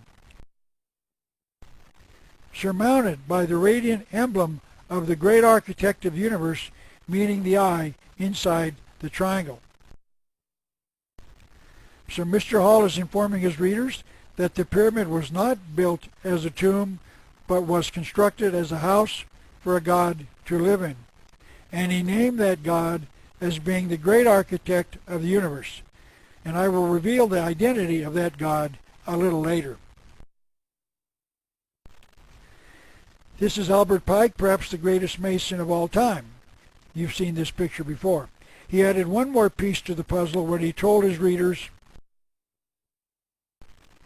in his book entitled Morals and Dogma, published in 1871, that there was another important understanding of the pyramid. He wrote this on page 460 of that book. The pyramid was erected in honor of the sun. So Mr. Pike was stating that the pyramid had some connection with the worship of the sun god, the worship of the sun as a god. And Mr. Hall added another ingredient to the puzzle. The pyramid was used to initiate men into a worship of this hidden sun god. The initiation took place in one of the subterranean halls of the Great Pyramid in Egypt. That must be this one, shown by the red arrow on the bottom, because it is the only one that is below the earth line. Mr. Hall continues, through the majestic passageways and chambers of the Great Pyramid, past the illumined of antiquity, meaning those illuminated by the initiation. They entered its portals as men. They came forth as gods. I would like to go back to the reading of Genesis chapter 3, verse 5. The serpent is talking to Eve in the Garden of Eden and says, "For God doth know that in the day ye eat thereof," meaning the fruit of the tree of the knowledge of good and evil, "your eyes shall be opened, and ye shall be as gods, knowing good and evil." So ye shall be as gods if you eat of the fruit of the tree of the knowledge of good and evil. And if you do, you can come forth from the pyramid initiation as gods. Now that seems to me that during this initiation, they learned that they can become gods. Mr. Hall just said that the illumined were passing through these hallways during antiquity, meaning this has been going on for thousands of years. It has been estimated that the Great Pyramid of Giza was built around the year 2560, meaning about 4,500 years ago. The ancient mystery religion is 6,000 years old, and it is found on every continent, in every culture, and in every religion. This is a book entitled The Mysteries of the Chartres, I presume, Cathedral. I won't spend time on discussing the connection between this Catholic cathedral and the Masons, but this author discusses the pyramid in Egypt, and it is this that I would like to spend a few moments on. He makes this observation that the Egyptian pyramid is built on an angle of inclination of 51 degrees and 25 minutes. Then he makes the observation that the angle can no longer be measured exactly because the polished limestone facing has disappeared. If you take a line divided into 13 equal sections and create a triangle with sides of 4 sections and a base of 5 sections, you get angles in the sides of 51 degrees and 19 minutes. This is extremely close to the estimation of the angle of inclination of the Great Pyramid of Giza. That seems to say that the designers of the Great Pyramid of Giza knew the significance of the number 13. 4 plus 4 plus 5. Now I want to make an observation before I will cover it in more depth, but it is extremely pertinent to a study of the Great Pyramid of Giza and the pyramid on the back of our dollar bill. So please accept this just as something to consider for now, and that I will present more evidence about the number 13 a little later. This is a book by author Stan Deyo entitled The Cosmic Conspiracy. And he makes the point that the number 13 is the value assigned to represent Satan, the devil. It appears as if those who built the Great Pyramid of Giza concealed the fact that it was dedicated to Satan in the angle of inclination. Now back to the issue. As I said, 23 of the 39 signers of the Constitution were members of the Masonic Lodge, and many, according to Manly P. Hall, were members of the Order of the Quest. As I already mentioned, one specific example of those who spoke for the Order of the Quest was Benjamin Franklin, and he was one of the major founding fathers, as he signed both the Declaration of Independence and the Constitution. Yet he wrote those in politics could use words to deceive. This is what Ben Franklin wrote on page 110 of his book entitled Benjamin Franklin, an Autobiography, published by P.F. Collier & Son as one of the Harvard Classics. Franklin tells us how he and some of his fellow legislators in their government tricked their fellow legislators.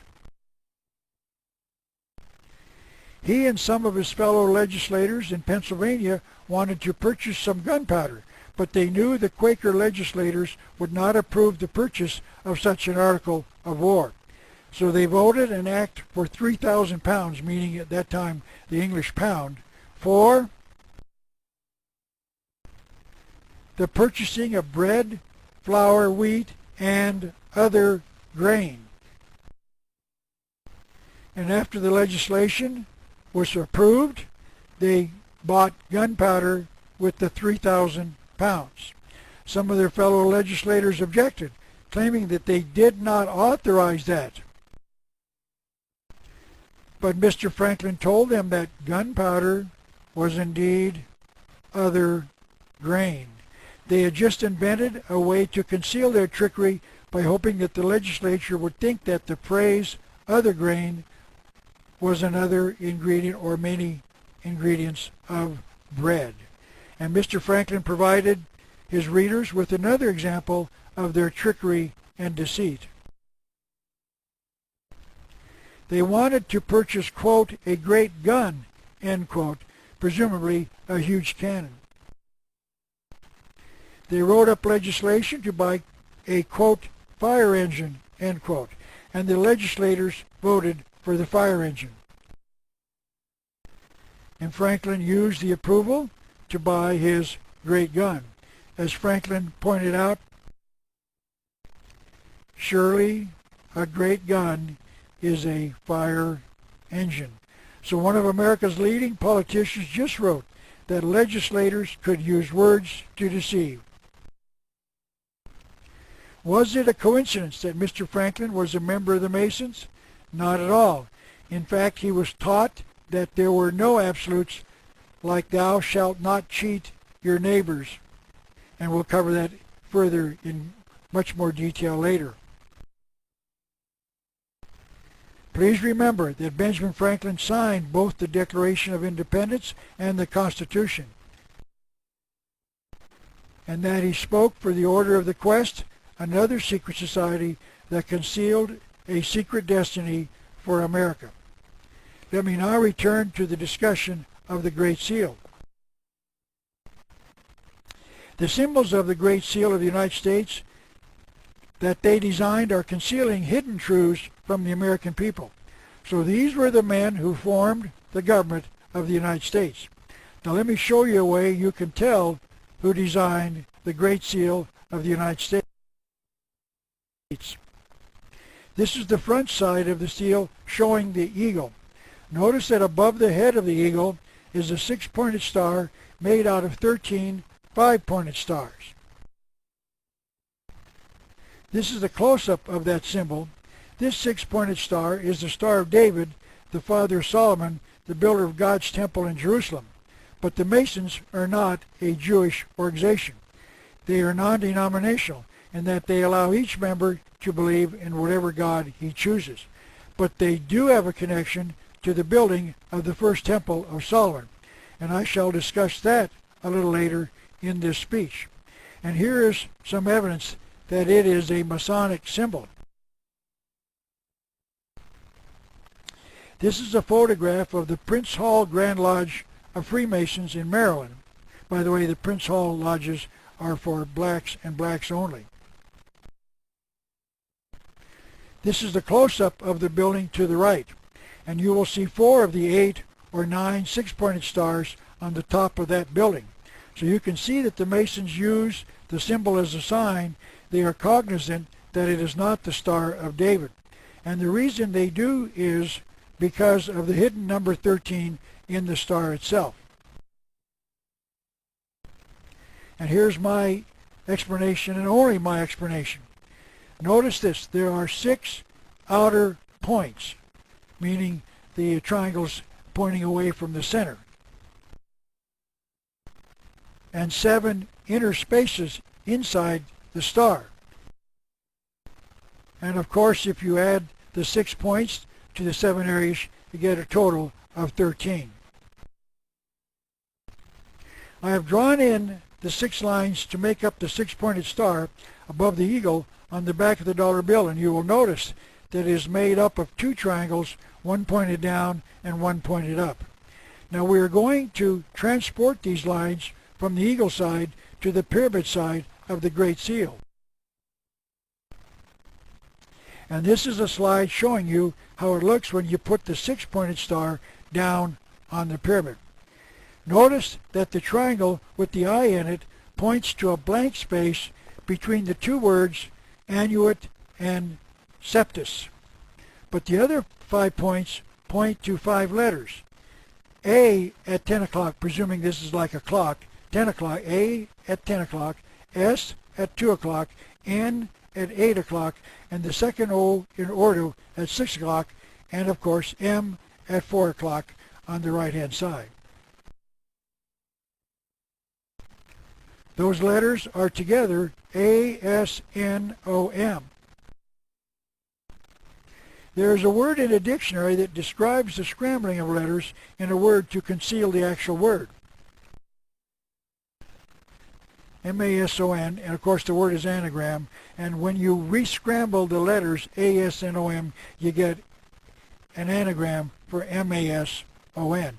So this is the concealed way you can know that the Masons are the men who designed the Great Seal. The Masons hide things in plain sight. Now let me return to the Great Seal of the United States. This is once again the eagle side of the Great Seal, and if you count the feathers on each wing, you would find 32 feathers on its left wing and 33 on its right wing. The God that I worship created all of the animals in the world, and he does not make imperfect eagles. So this is not a drawing of a real eagle, it is a symbolic eagle. And as I have mentioned before, there are 32 degrees and 33 degrees inside the Masonic Lodge. Notice that the eagle is looking towards the side with the 33 feathers. There is another 33 on the dollar bill. The words, the United States of America, at the top of both sides of the bill have 24 letters, and the words $1 have 9, for a total of 33. I remember that in my high school civics class there was a debate amongst this nation's founding fathers over whether the bald eagle or the American wild turkey should be the national bird of this nation. But my research shows that there was no debate at all. The eagle was intended to be this nation's bird from the very beginning, and that the appearance of the debate was a ruse and a scam. In their books, the Masonic Lodge and others will convince the researcher that the eagle was an important symbol of something else. The following are 6 quotes on the subject, 5 of which were written by members of the Masonic Lodge. I will not cite the source of each quote, but just show you the quotes without attribution. The eagle is a symbol of initiation. The eagle is of great antiquity, a symbol of the sun. The eagle was sacred to the sun. The eagle was a bird consecrated to the sun. The eagle represented the Egyptian sun god Amun-Ra. And the following quotation is one of the explanations as to why the eagle is sacred to sun worship. The eagle is also supposed to be the only creature that can look directly into the sun without going blind. Now this is an interesting observation. If a human looks directly into the sun, it is quite likely that that person will go blind. But in this quote, the author was saying that an eagle can look directly into the sun without being harmed. But there is a symbolic and concealed meaning behind this statement. It conceals the symbolic thought that the eagle can get directly to the sun god and that man cannot. This is the concealed meaning behind the symbology of the eagle, in my opinion. But few Americans, if any, know what all of the symbols on the Great Seal mean. As I briefly discussed, the numbers 32 and 33 are significant to the Masonic Lodge, but the numbers show up in some rather interesting concealed locations. This is the government of the, this is the symbol of the government of the old Soviet Union. And as you can see, it is a globe with what appears to be wheat stalks on either side. But the semicircle to the bottom appears to be out of place and without a logical explanation, especially when you count the rays protruding from the center, because there are 32 of them. The semicircle, which when completed would be a full circle, meaning it could be a symbol of the sun, when added to the 32 rays would total 33. One can only imagine what these Masonic symbols have to do with the communist Soviet Union. The numbers appear once again in this, the symbol of the United Nations. First of all, the leaves on each side total 13. My suggestion is that you do not count the base. And as shall be discussed later, and as we've already briefly mentioned, the number 13 is a significant Masonic number. But the globe is divided into 32 divisions, with the circle at the top. It is not complete, presumably because it would intersect with portions of the globe and you wouldn't be able to see it. And the circle would be the 33rd number in the symbol. Once again, the Masonic numbers 32 and 33 are concealed in the symbol of the United Nations. This is a picture of the room where the Security Council of the United Nations meets. If you count the number of lights in the circle in the ceiling, you would count 32 of them. 32 plus the circle they are in would be 33. Before I explain why the numbers 32 and 33 are significant, let me show you other instances where the numbers show up. This is a drawing of a woman carrying the Olympic torch through a worldwide run to publicize the Olympics to be held a few months later. The torch is 32 inches long, and the flame on top would be the number 33. The flame is not lit by a match, but by the rays of the sun focused through a magnifying device. This is a picture of 5 Greek women lighting the torch on Mount Olympus, the home of the Greek god Zeus. So it is a pagan god who lights the torch for the Olympics. This is a famous photograph taken during World War II showing 6 American soldiers raising the American flag during the Battle of Iwo Jima. This picture became famous when it was used all over America as a symbol of the success of America's fighting men. According to this article printed in October of 2006, Franklin Delano Roosevelt, a 32nd degree Mason, showed it in 33 cities during an attempt to raise money during a bond drive. And to show you that Franklin Roosevelt knew the significance of the number 33, he went to Warm Springs, Georgia, underneath the 33rd degree northern latitude, to pass away in April of 1944. While I am here, I would like to mention that I believe that the president committed suicide in Warm Springs, Georgia, because he was certainly very near death himself. When I toured the United States between 1985 and 87, I met 2 individuals in 2 separate cities who told me they both knew Roosevelt's medical doctor and that they had been told he blew his brains out with a shotgun. There is partial support of this idea with the publication of this article in my local newspaper in 1986. It related that Elliott Roosevelt, one of Franklin's sons, stated that Eleanor, the mother, the wife, had refused to let Stalin's ambassador see the body of Franklin Roosevelt to confirm that he was indeed dead. All she had to do was allow the ambassador into a room with the casket and allow him to open the lid to see the body of Franklin, but she refused. And one of the possible explanations might be that it was because Franklin no longer had a head. This is a picture of the NASA orbiter Discovery landing on runway 33 of the shuttle landing facility in Florida. It appears as if someone in charge of numbering runways at the Space Center is a Mason, and that statement is true. This is a book entitled Masons Who Helped Our Nation, and it is an official book of the Masonic Lodge.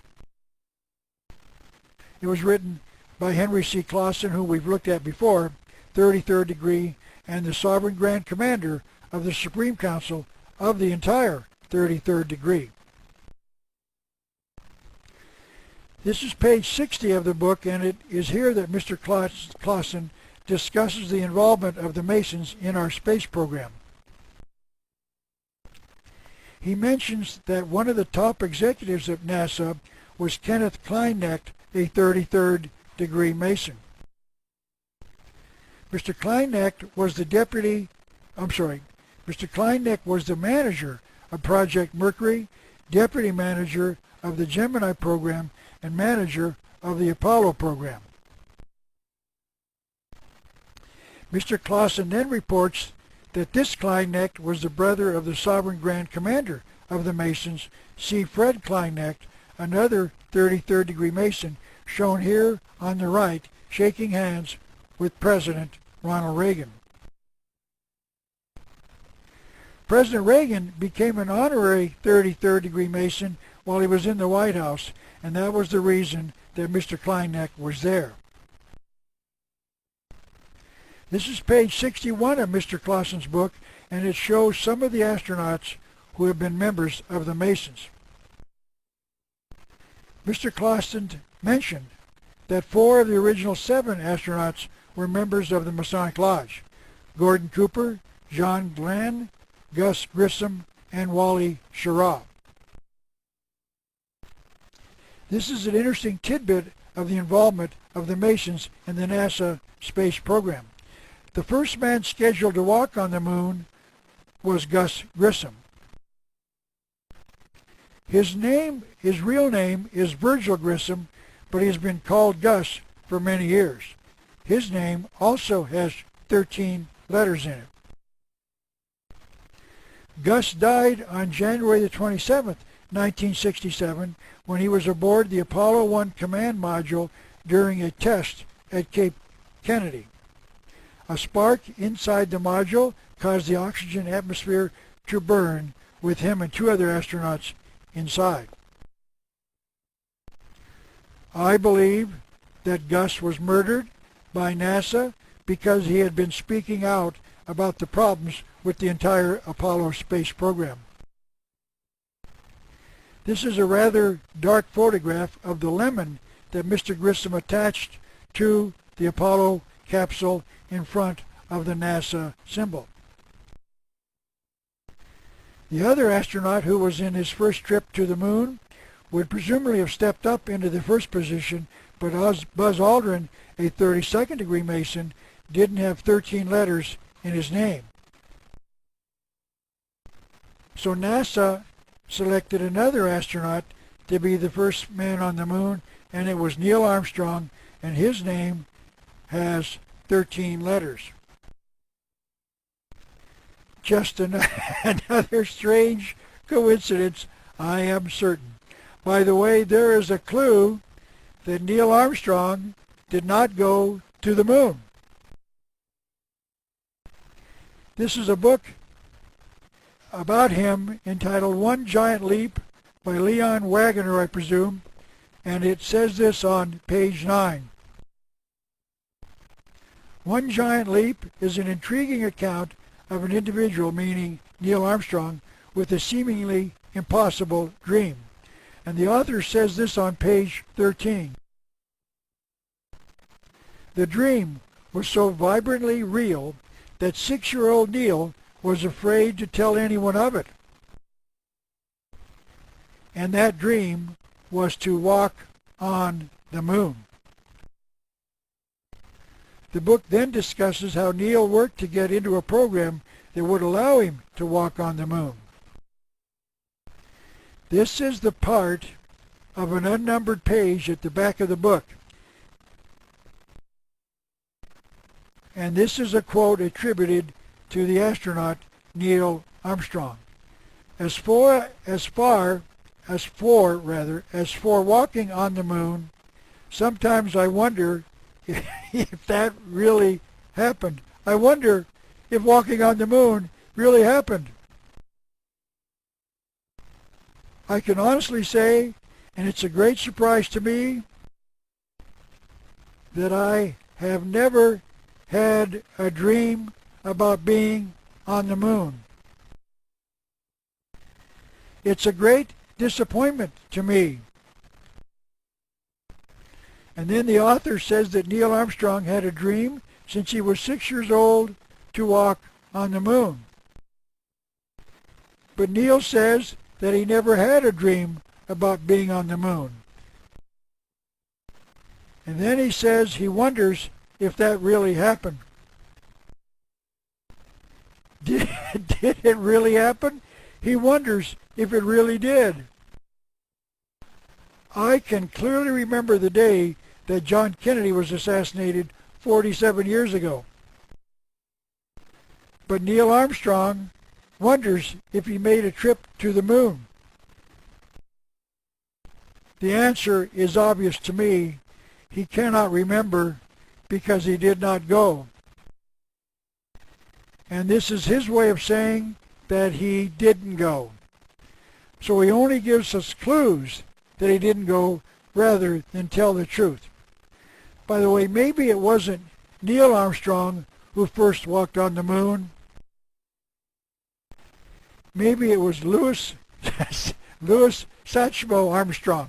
So there are reasons to believe that the Masons are very important to the space program. And I will offer one more proof.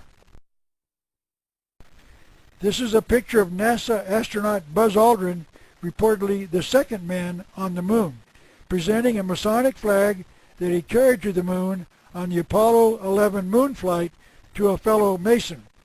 You might remember that it was Buzz Aldrin who socked the reporter in the face because he asked him if he went to the moon. But all of this shows that the Masons have had a major role to play in the entire space effort. There's the Supreme Council flag, a close-up of it. If the entire Apollo program is a lie, who better to lie and keep the secret but members of the Masonic Lodge? Now this is an aerial view of a World War II cemetery somewhere in France where 14,000 American soldiers lie buried. If you account the number of sections divided by rows of trees, you will notice that there are 8 of them. And if you multiply the 8 by 4, meaning the number of sides in each section, you will, of course, obtain the result of 32, meaning there are 32 rows of trees in the cemetery. Then if you add the entire cemetery as one, you will get the number 33. Secondly, a careful count of the number of trees on each of the long sides reveals that there are 32 of them, showing that someone who planned this cemetery quite likely was a member of the Masons. This picture shows the artist's opinion that the number 33 is somehow linked to the body of a snake. This is a picture that accompanied an article in the Tucson Citizen newspaper on February 27, 1997. The snake has 32 skulls drawn along its body, and the eye, about the same size, would be a total of 33. This drawing shows Quetzalcoatl near the arrow, a Latin American sun god, descending from heaven on a ladder with 32 rungs. If the place he is coming from is heaven, that would be the 33rd rung on the ladder. This is an important drawing for reasons that will be discussed later. By the way, this drawing shows that a modern-day rock and roll musician was once worshipped as a god. This is a close-up of the god in the upper left of the main drawing, and it clearly shows that Ringo Starr, the drummer for the Beatles, was once worshipped as a god in Latin America. That's the last time I'm going to buy a joke from off of the internet, I'll tell you that. And this drawing will show the connection between the number 32 and the circle representing the sun being the 33rd when it is connected to the number. This is a representation of a Mayan stone cut to represent the sun and its 32 rays. And the Masons have 32 degrees in their fraternity, and the 33rd degree is the one that only those somehow worthy of attaining it are invited into. 32 and 33 are indeed magical numbers involving the worship of the concealed sun god. And this is possibly the reason. This is a drawing of the human body showing the backbone. There are 32 vertebrae in the human backbone, and if you count the head, which is attached to the backbone, you have a total of 33. I was watching a documentary on one of the History Channels a few months ago when they mentioned that there was a tribe of people called the Padang people in Thailand. Their women put rings on their necks to make it longer, and they mentioned that the maximum number of rings they can place there is 32. That means the skull that sits atop the rings would be the 33rd ring. The documentary did not say why only the women practiced this strange activity, but it might have something to do with the fact that it was Eve who was first tempted by the devil in the Garden of Genesis. She got man's first taste of the knowledge of good and evil. Now this is only my impression and no more than an opinion, but it seems to make sense. Maybe the Padang people blamed women for this predicament, and they decided to move the woman's mind further away from their body, maybe as a way to punish her as a symbol for what a woman did to mankind. As I said, this is just an opinion, and I do not deny that it is rather a fanciful one, but it seems to make sense out of a strange practice. I don't know how they found out about the number 32 and 33, but it is just an interesting idea. By writing that Thales, an historian, had written in 52 AD about the season of the full moon was when Christ died. And the last source is Justin Martyr, who wrote about Pontius Pilate's report in 150 AD.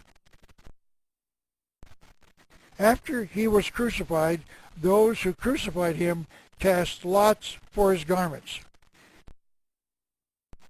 And later Justin Martyr addressed the life of Jesus with this comment, that he performed these miracles may easily be satisfied from the acts of Pontius Pilate. So here are 7 writers, all of whom lived close to the times of Jesus, saying that he was real. And in fact that Jesus did, in some cases, exactly what the Bible said he did. But apparently Dan Brown and the 3 writers of the book entitled Holy Blood, Holy Grail didn't read Josh McDowell's book. And maybe I add my own research into the reality of Jesus Christ.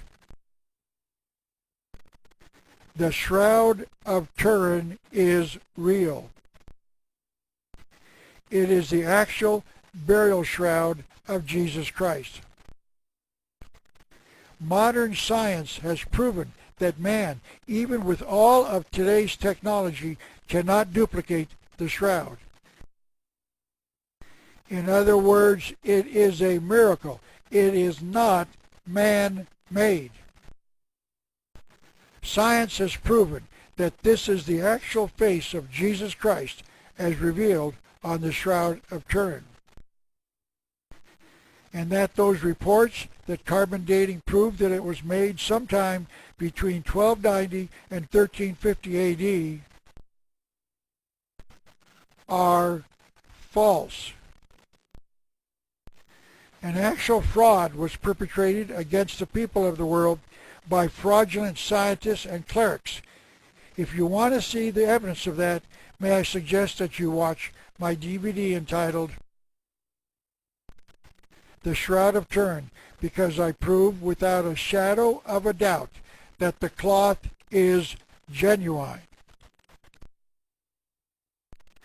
This is a book entitled The Bloodline of the Holy Grail and subtitled The Hidden Lineage of Jesus, revealed by Lawrence Gardner, published in 2001. Mr. Gardner's credentials on page Roman numeral 2 state that he is a Knight Templar of St. Anthony, but it is not clear if this order is the same as the Knights Templar he discusses in his book. Mr. Gardner has some additional things to devastate the Christian faith beyond what Mr. Brown wrote. He says that Jesus was married to Mary Magdalene on September the 3rd, 30 AD, and was crucified on March the 20th, 33 AD. And on September the 15th, 33 AD, Mary gave birth to a daughter named Tamar, meaning palm tree in Hebrew. By the way, others have said that his daughter's name, if she existed, was Sarah. And sometime in 37 AD, Jesus had a son also named Jesus. And in 44 AD, Jesus had another son, and he was named Joseph after his grandfather. Now I want to make it clear. There is not one shred of biblical and historical evidence that any of these claims are true. So we were left with only 2 options. you either believe God or you believe Dan Brown and Lawrence Gardner. And I want to make this clear as well. I believe God because he was an eyewitness. So during this speech, we will examine these secret societies to show you the reason why Brown wrote against Christianity. And it is the first book that I can find to ever document that worldwide Freemasonry has only one, quote, true purpose, unquote, the destruction of Christianity. And my fourth book is entitled Jesse James, United States Senator. This book will provide the evidence that Jesse, perhaps America's most famous outlaw, did not die in 1882, but lived to be 103 and died in 1951. And between those 2 years, Jesse was a major figure in America's past. For instance, did you know that Jesse James arranged for the murder of General George Custer at the Battle of the Little Bighorn in 1876? It is true, and it shows just how much of our history needs to be revised. And I've been honored to be a guest on 2 History Channel documentaries. The first was called Secrets of the Dollar Bill, and the second was Secrets of the Founding Fathers. Now, with all of that out of the way, I would like to start with something that is bearing on what I will be discussing, but will not seem to be relevant to the subject. But I think it will be a good starting place for what will follow. I thought you might like to know why many of our young people are wearing their baseball caps backwards today. Here is the regular way to wear a baseball cap with the visor in the front. And the reason there is a visor on the cap is to keep the sun out of the player's eyes as he plays the game. And to prove that I am right, that the reason these young people are intentionally wearing it backwards is because they're being taught to reject our modern-day civilization. Please consider this photograph. This picture should be labeled dumb. And this is why women burned their bras during the 1960s. They were rejecting modern-day civilization that expected women to wear them. And here is additional evidence. This is Karl Marx, the so-called father of communism, taken when he was letting his hair grow long as a way of showing the short-haired civilization that he was living in, that he was rejecting it in favor of communism, a new civilization.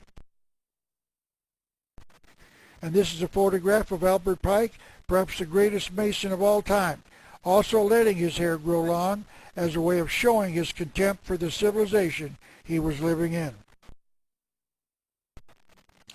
And that is the first clue about why people want to destroy Christianity. We are going to live in a new civilization called the New World Order. And to do so, we have to reject the old world order by replacing it with a new one. And with that, I would like to get started. Now, I do not know what the level of understanding is of each of you watching this today, so please bear with me when I discuss things that you already know. What I will be covering is not only important to the Christian, it is important to every man, woman, and child in the world for reasons that I will attempt to make clear as I proceed. This subject will, of course, be of importance to every Christian, but it also means that it will be important to every Buddhist, every Jew, every Muslim, and every atheist as well. As perhaps you know, a book by author Dan Brown entitled The Da Vinci Code was published in 2003 and has reportedly sold 60 million copies and has been made into a major motion picture starring Tom Hanks.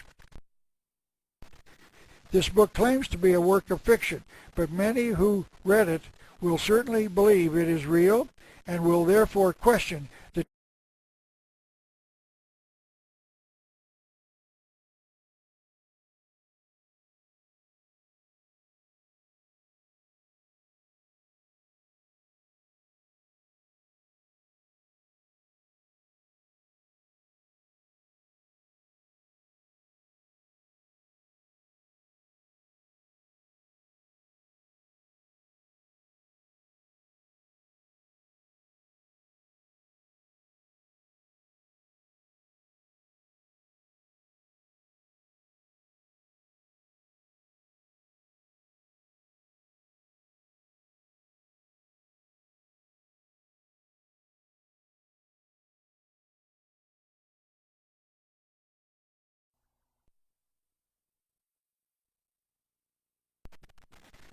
conspiracy against Christianity.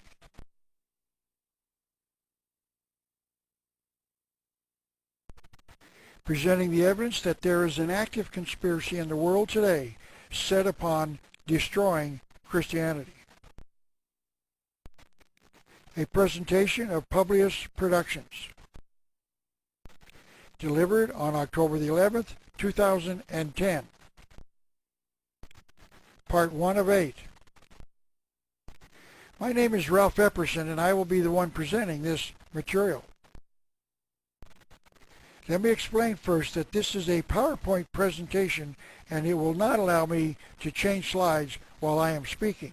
So this might sound a little disjointed, and there will be short gaps while I am changing slides. I also want you to know that I am granting you permission to make copies of all parts of this DVD. And if you agree with the material presented, may I suggest that you make copies and give them to everyone that you think might watch them so that others may learn the truth about the attack on Christianity. I'm going to speak about the organized conspiracy dedicated to one purpose, the destruction of Christianity on all continents of this earth. I would dare say that this presentation will not be very pleasant to watch because what I have discovered is very disturbing. But what you will see as you progress through this DVD is, as I'm hoping you will see, amply documented by evidence. And let me make the point that even if you are not a Christian, the destruction of Christianity will have a dramatic impact upon the way you live your life. Therefore, I would like to ask each of you to serve on a jury. That means that I'm asking you to be open and watch all of the evidence I will present before you reach a verdict. That is all I can ask. So if you will do that, I will say that this speech will be one of the most important you will ever hear. I think it will be helpful for you to know a little about me and why I felt moved to prepare this material. I am a graduate of the University of Arizona, but I can honestly say that what I will be presenting was not taught to me while I was in college. I started reading what a friend of mine called revisionist history over 40 years ago. And I am convinced that much of our history needs to be revised. As I continued reading on this subject, I grew increasingly aware that there was something going on in this world and that it was not pleasant. I wrote my first book entitled The Unseen Hand in 1985, and it is still being sold today. My second book is entitled The New World Order, and it is an examination of just what this thing is.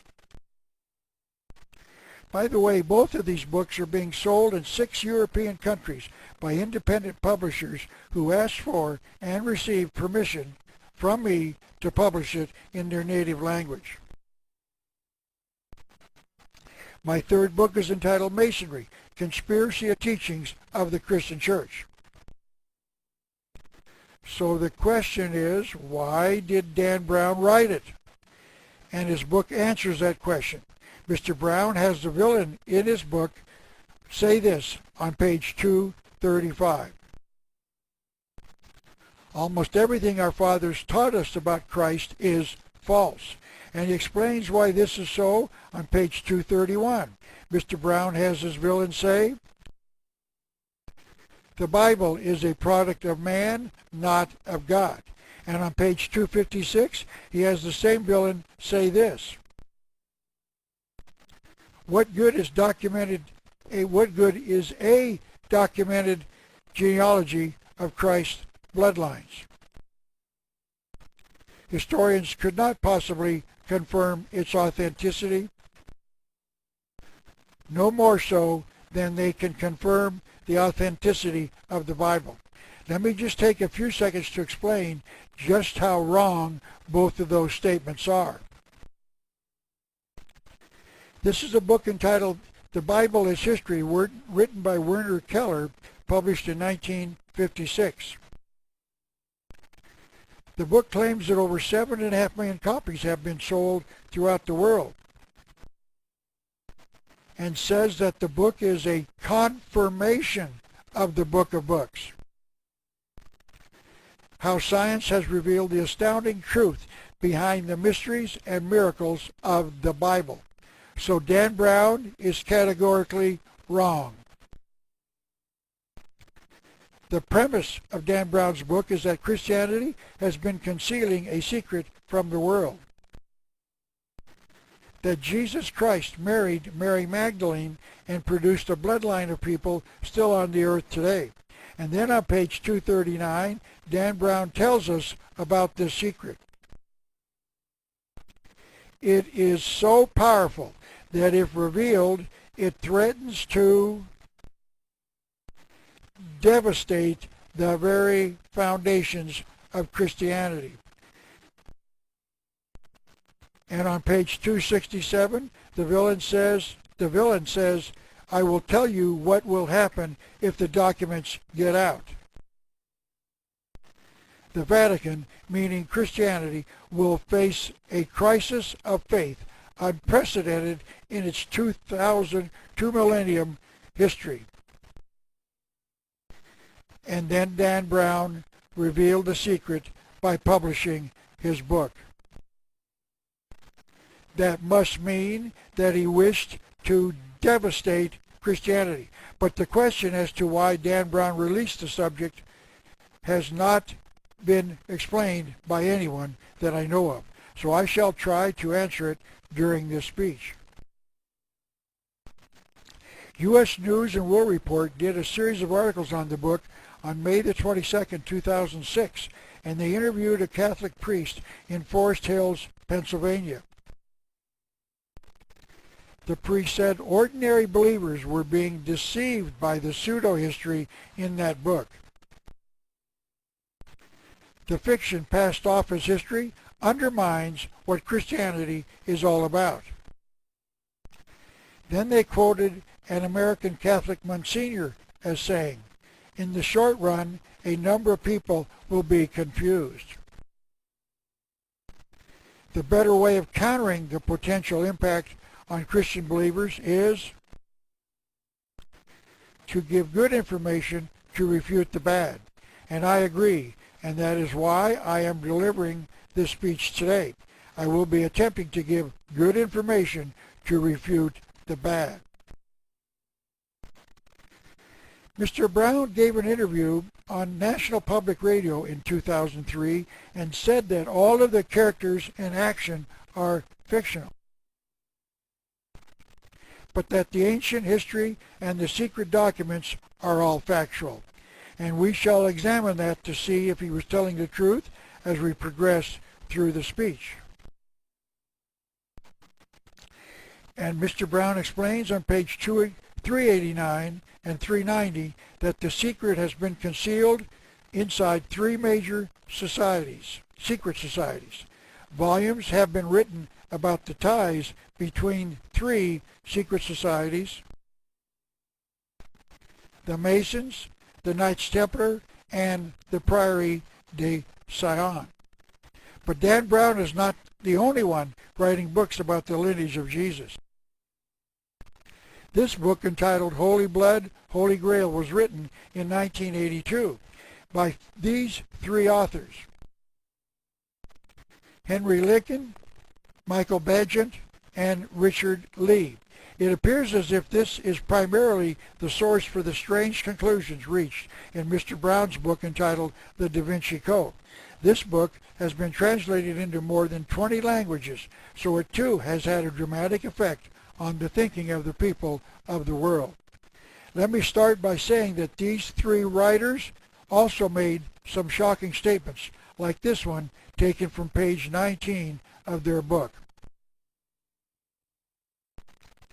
So far as the New Testament is concerned, there is nothing that can be definitely proved. It cannot even be proved that Jesus ever existed. I'd like to address that claim before I start with the others. This is a book entitled Evidence That Demands a Verdict, published in 1972 and written by Josh McDowell, who was a staff member of the Campus Crusade of Christ for 10 years when the book was written. The subtitle is Historical Evidences for the Christian Faith, and Bill Glass, a Christian evangelist, wrote this about the book. It is probably the finest reference book in the field of apologetics that has ever been written. I would like to discuss 7 non-biblical sources on the historicity of Jesus. The first is Tacitus, who wrote in 112 AD, but was born in 52 AD, shortly after Christ completed his ministry. He wrote, Christ was put to death by Pontius Pilate, procurator of Judea, in the reign of Tiberius. The second writer is Josephus, born in 37 AD, just after Christ was crucified, and he wrote this. Now there was about this time Jesus, a wise man. He was the Christ, and when Pilate condemned him to the cross, he appeared to them alive again the third day. These comments so far are completely in accord with the scriptures. The third source is Suetonius, a Roman historian who wrote in 120 AD. As the Jews were making constant disturbances at the instigation of Christ, Claudius, the Roman emperor, expelled them from Rome. The fourth source is Pliny the Younger, written in 112 AD as governor of Bithynia in Asia Minor. He wrote to the Emperor Trajan on how to treat the Christians. He, meaning Trajan, had made the Christians bow down to statues of Trajan, but that he also made them curse Christ, which a genuine Christian cannot be induced to do. The fifth source is Tertullian, a theologian in Carthage around 197 AD, who mentions an exchange between Tiberius and Pontius Pilate. Tiberius, having received intelligence from the truth about Christ's divinity, brought the matter before the Roman Senate. The sixth source is Julius Africanus, who wrote about Jesus in 221 AD.